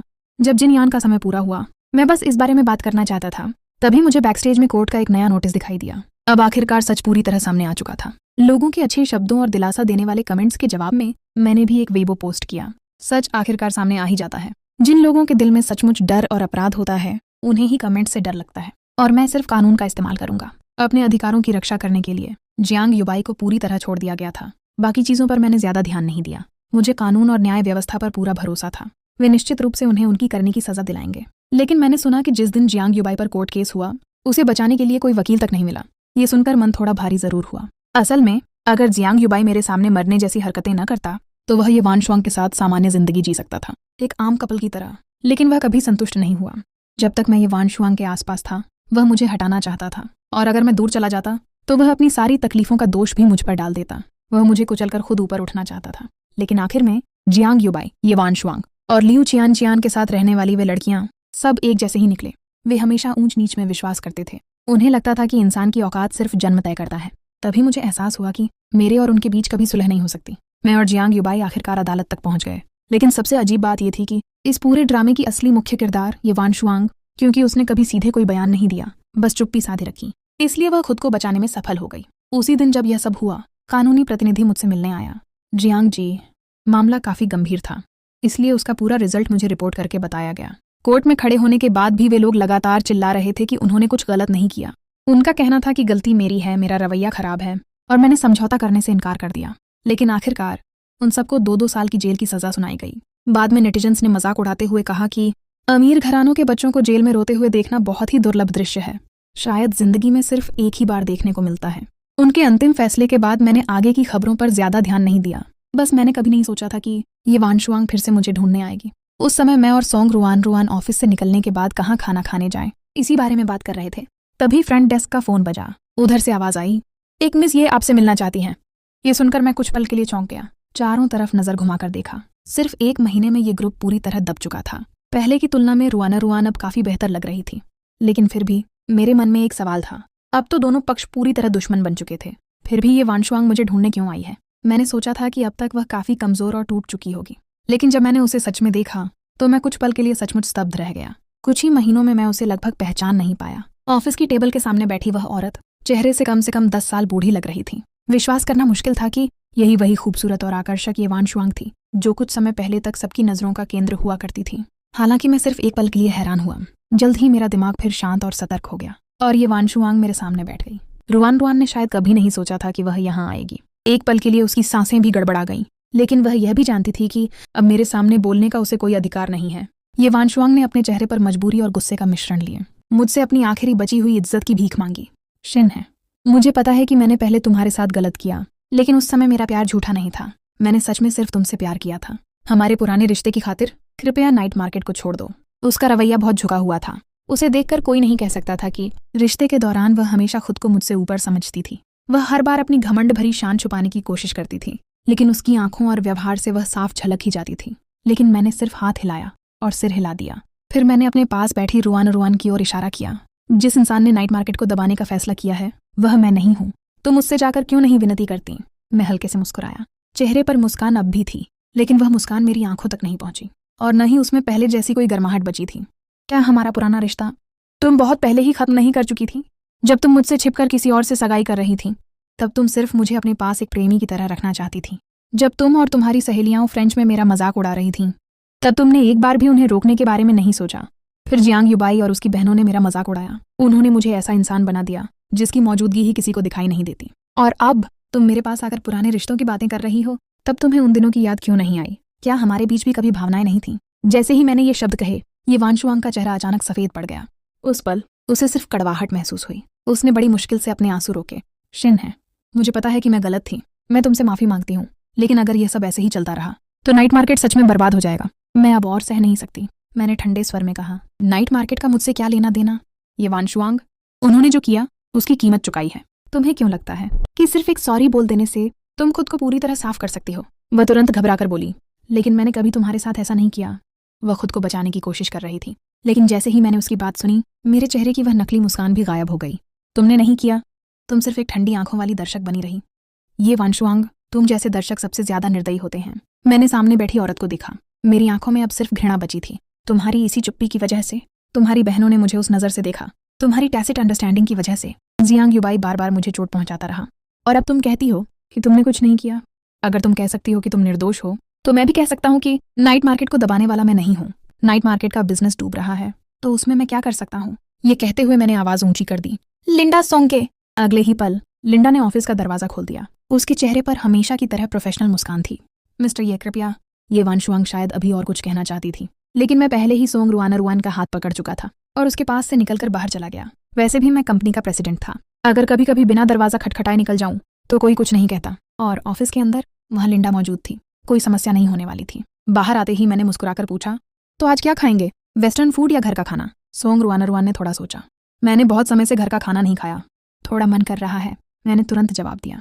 तो फिर घर का खाना ही सही, मैं तुम्हारी बात मानूंगा। सोंग रुआन अचानक मेरी तरफ मुड़ा। उसकी आंखें पहले जैसी नहीं थीं। जब वह पहली बार मुझसे मिला था उसने मुझे देखते हुए पूछा, तुम हमेशा मेरी बात क्यों मान लेते हो? मेरे कदम अचानक रुक गए। जब मैंने उसकी तरफ देखा उसके चेहरे पर बेहद गंभीर भाव थे। मेरा दिल एक पल के लिए तेज धड़क उठा। मैं आगे बढ़ने ही वाला था कि पीछे से उसकी आवाज़ आई, क्योंकि आकाश गंगा की तरह मैं तुम्हें पसंद करता हूँ। उसका इजहार अचानक था और पूरी तरह मेरी उम्मीदों से बाहर। मेरे कदम वहीं ठहर गए। मैंने पीछे मुड़कर उसे देखा और हल्की सांस छोड़ी। वह धीरे से बोला, मुझे पता है तुम अभी नया रिश्ता स्वीकार नहीं करना चाहते, लेकिन जब भी तुम तैयार हो जाओ